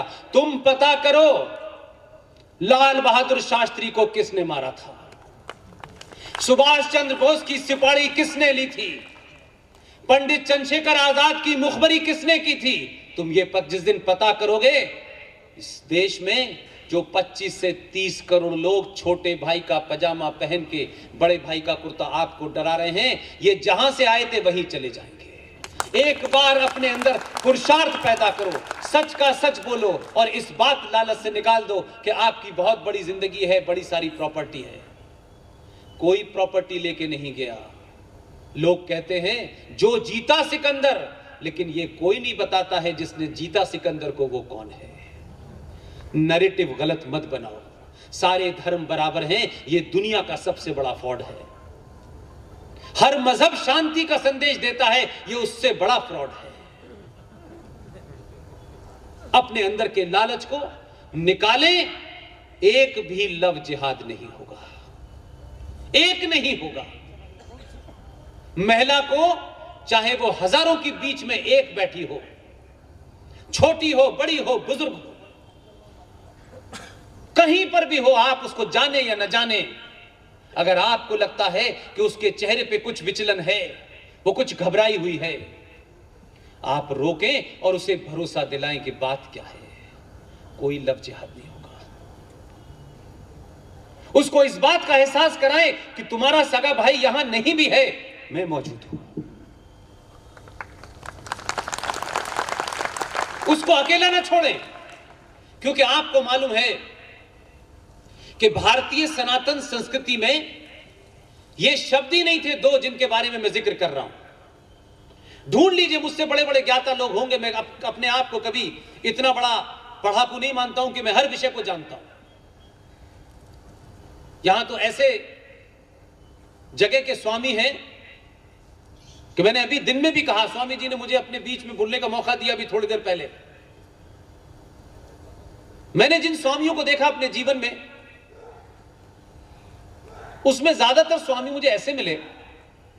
एक तो मेरा जीवन 25 साल कट गया मौलाना साहब के साथ। जो बचा हुआ था वो देखा मैंने पास से कि ये कौन से स्वामी हैं, ये क्या करते हैं।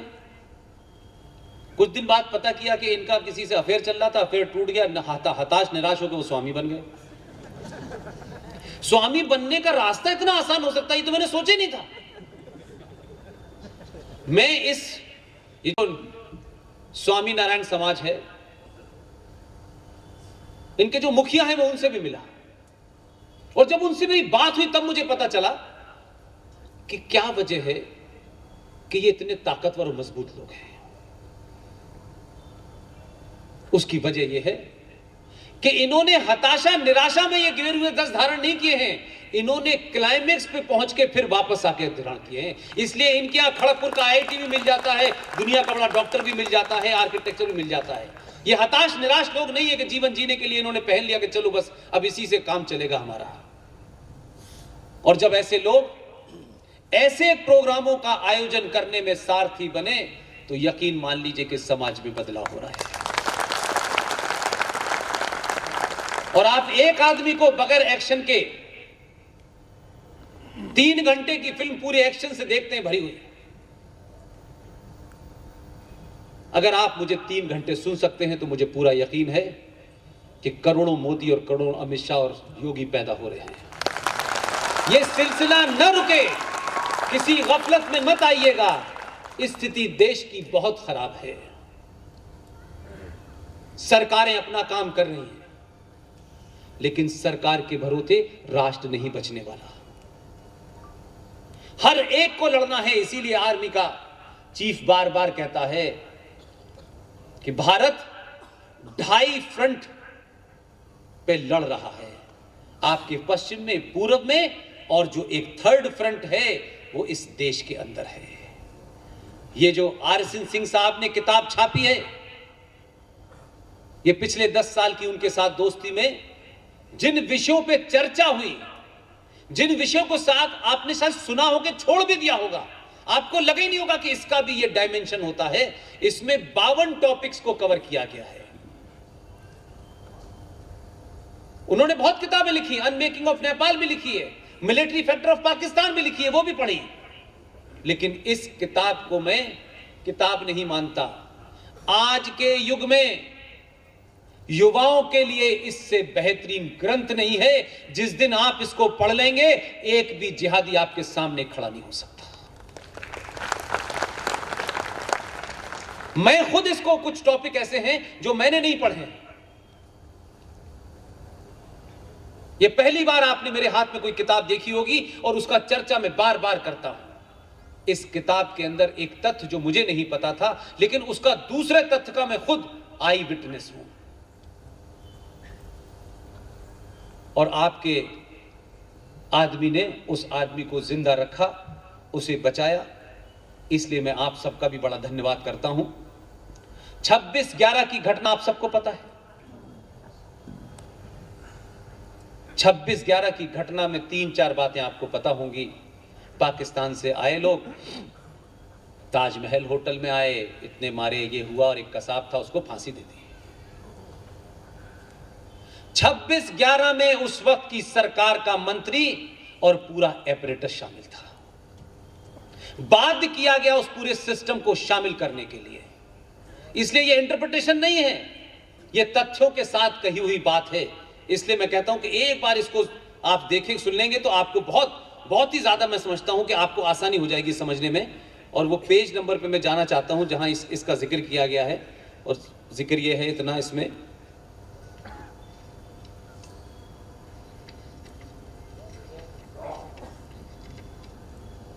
इसमें यह कहा गया कि घटना 26 नवंबर की है। आपको पता है कि 24 नवंबर को भारत का होम सेक्रेटरी अपनी मर्जी से तो पाकिस्तान जाएगा नहीं। जो पूरा वॉर रूम था आपका, जो किसी भी ऐसे खतरे के समय उसके तमाम डायमेंशन पे चिंता करके उसकी रोकथाम करता है, वो इतना पावरफुल होम मिनिस्टर था कि उसने इंस्ट्रक्शन दिया होम सेक्रेटरी मधुकर गुप्ता और first secretary, second secretary, joint secretary, सारा अमला, यानी उसको अगर एक वर्ड दें तो हम ये कह सकते हैं भारत का वॉर रूम, पूरा का पूरा वॉर रूम भारत का 24 नवंबर को इस्लामाबाद में था। आप गूगल पे सर्च कर लीजिएगा, आपको मिल जाएगा। 24 नवंबर से 25 नवंबर तक की यात्रा थी। उस वॉर रूम में एक साहब और थे,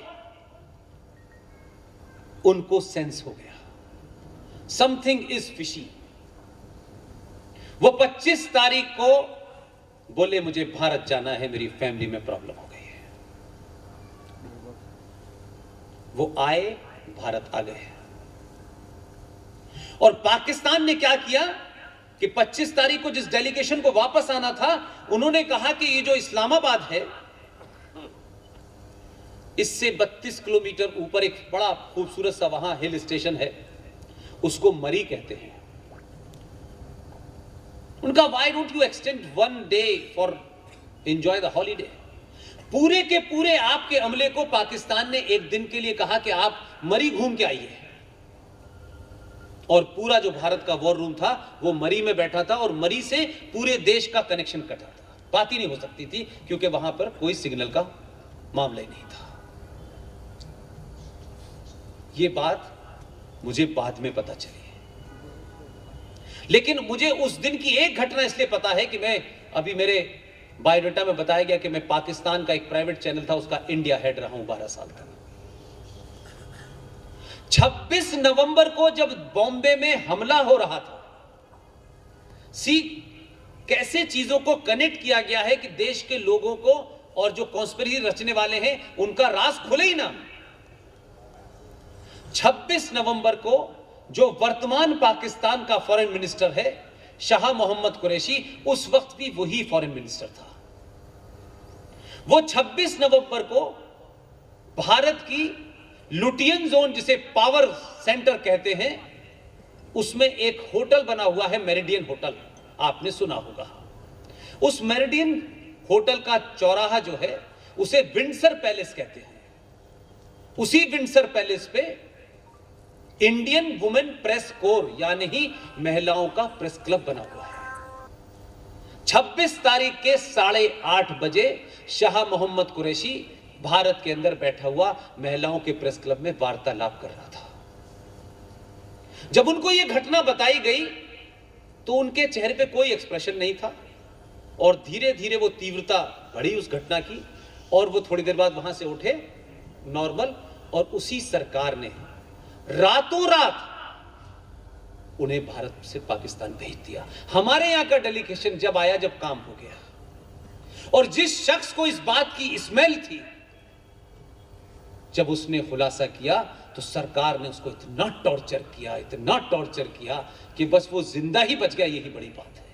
उसका नाम सार्वजनिक जीवन में और इस किताब में भी हम लोगों ने नहीं लिखा है। हम लोग जानते हैं, उनसे मिल चुके हैं, वो जीवित है, उनको सब कुछ पता था। इसलिए थर्ड फ्रंट की लड़ाई आपके बीच में है, वो मुझे और आपको लड़नी है। मेरा यहां आना, आपने मुझे बुलाया, ये उसी थर्ड फ्रंट से लड़ने के लिए मैं आपको वो तथ्य बताने की कोशिश कर रहा हूं जो मेरे पास है, आपके पास नहीं है। अपनी अपनी भूमिका अपने सामर्थ्य और योग्यता के साथ तय करिए। इसलिए एक चैनल है जिस पब्लिक 24 जिसकी बात की है, वो आजकल थोड़ा सा कुछ हैक हो गया है, इसलिए हम उस पर कुछ नहीं डाल पा रहे हैं। इस बीच में हम लोग पिछले 2-3 महीने से एक वी सपोर्ट पुष्पेंद्र चैनल है, वी सपोर्ट पुष्पेंद्र कुलसेस, उसी के ऊपर सारे वीडियो डालते हैं, चाहे वो सुशील भाई हो, चाहे RSN सिंह साहब हो। पर्पज़ उसका यह है कि आपको एक पूरी बात एक पूरे तर्क के साथ मिल जाए, ताकि आप उसको समझ सकें कि उसमें क्या क्या पॉइंट हैं। इसी तरीके से कोई 40 से ऊपर मेरे नाम से ट्विटर हैंडल चलते हैं, उसमें पुष्पेंद्र AMU है, आप उसको अगर फॉलो करना चाहें तो करें। पुष्पेंद्र कुलसेस वेरीफाइड पेज है, उसके ऊपर जो हम चीज़ें डालते हैं। और इस पूरी लड़ाई को लड़ने के लिए हमारे पास कोई पैसा नहीं है, और ना ही हम सार्वजनिक तौर पे किसी से कहते हैं बात, क्योंकि मुझे लगता है कि आप लड़ाई लड़ते रहें, यही बहुत है। लेकिन इस बीच में बहुत सारे साथियों ने कहा कि कोई ना कोई ऐसी जगह बनाई जाए, और जिसकी ज़रूरत मुझे इसलिए लगी कि इस पूरे कोरोना काल में साल भर तक जो हमको टारगेट पूरा करना था वो नहीं हो पाया, और कमोवेश ये स्थिति आज ये है कि मैं एक रात ही घर जा पा रहा हूँ, और मेरी तबीयत भी बहुत बेहतर नहीं है। इस लड़ाई में 5 लाख लोगों का हमने टारगेट किया है, और हम सिर्फ उनको एक ही बात चाहते हैं कि अपनी बात को बिना डरे, बिना किसी भय के, बिना किसी लालच के, किस पार्टी में कौन है और किस संगठन में कौन है, जो राष्ट्र के प्रति अच्छी चीज़ है उसे खुल के कहो। और युवाओं को हम कोशिश कर रहे हैं कि उसको कैसे जोड़ पाएँ। और आप जानते हैं कि आज के दौर में कॉफ़ी भी जो है 200 रुपये की आती है, लिहाजा बहुत सारे युवा देश के हमारे साथ जुड़ना भी चाहते हैं, और हम सिर्फ उनसे यही कहते हैं कि अगर आप लॉ कर रहे हैं, आपने LLB वगैरह LLM वगैरह किया है, तो आप इन मुद्दों को देखें, हिस्ट्री में देखें। लेकिन हम सब की ख्वाहिश ये है कि हम एक टीम बनाएं 10-12 लोगों की, जो बैक रूम में काम करें, क्योंकि अब मुझसे ऐसा होता है कि मैं बहुत सारी किताबें पढ़ नहीं पाता हूँ, बहुत सारी चीज़ों को निकाल नहीं पाता हूँ, वो मेरे दिमाग में रहते हैं, लेकिन या तो थकन के कारण या कंटिन्यूस भागते भागते मैं नहीं कर पाता। इसलिए उस टीम को बनाने की कोशिश में लगे हुए हैं। उसके लिए हम लोगों ने एक ट्रस्ट बनाया है कुछ दिन पहले, और हम सब से ये विनती, शायद पहली बार मैं सार्वजनिक मंच से ये कह रहा हूँ, उसके पीछे मंशा ये है कि आप चाहें एक बार जीवन में 500 रुपये भी दे देंगे तो हम समझते हैं हम अपने टारगेट को पूरा कर लेंगे। और उसके नियम हमने कुछ इस टाइप से बनाए हैं कि उस ट्रस्ट से कोई पैसा नहीं निकाला जा सकता। उस ट्रस्ट के इंटरेस्ट से हम जो मुहिम चलाना चाहते हैं वो चले, और हम अपने जीते जी चलाएं, और हमारे जाने के बाद भी वो चलती रहे। आपकी मर्जी हो, आप ऐसा चाहें करें। सिर्फ इतना ही है कि एक बार हमारी ख्वाहिश है कि एक बार कोई भी एक आदमी उसमें 500 रुपये डोनेट करे। हम जीवन भर दोबारा नहीं मानेंगे। हमें उम्मीद है कि हम इतने लोगों तक पहुंचेंगे कि उससे हम काम करें और उससे 5 लाख लोग जुड़े, और ये मुहिम एक नहीं, 1000 पुष्पेंद्र, 1000 GD बख्शी, 1000 RSN सिंह आने वाले समय के तैयार हों। सिर्फ इतनी हमारी ख्वाहिश है। आपने मुझे बुलाया, इतने धैर्य के साथ सुना, लेकिन फिर मैं कह रहा हूं, डॉक्टर 15 साल बाद भेजा है आपने। डॉक्टर बनाना बंद मत कीजिएगा। एक नहीं, कई करोड़ डॉक्टर चाहिए इस देश को। बहुत बहुत धन्यवाद। Thank you very much.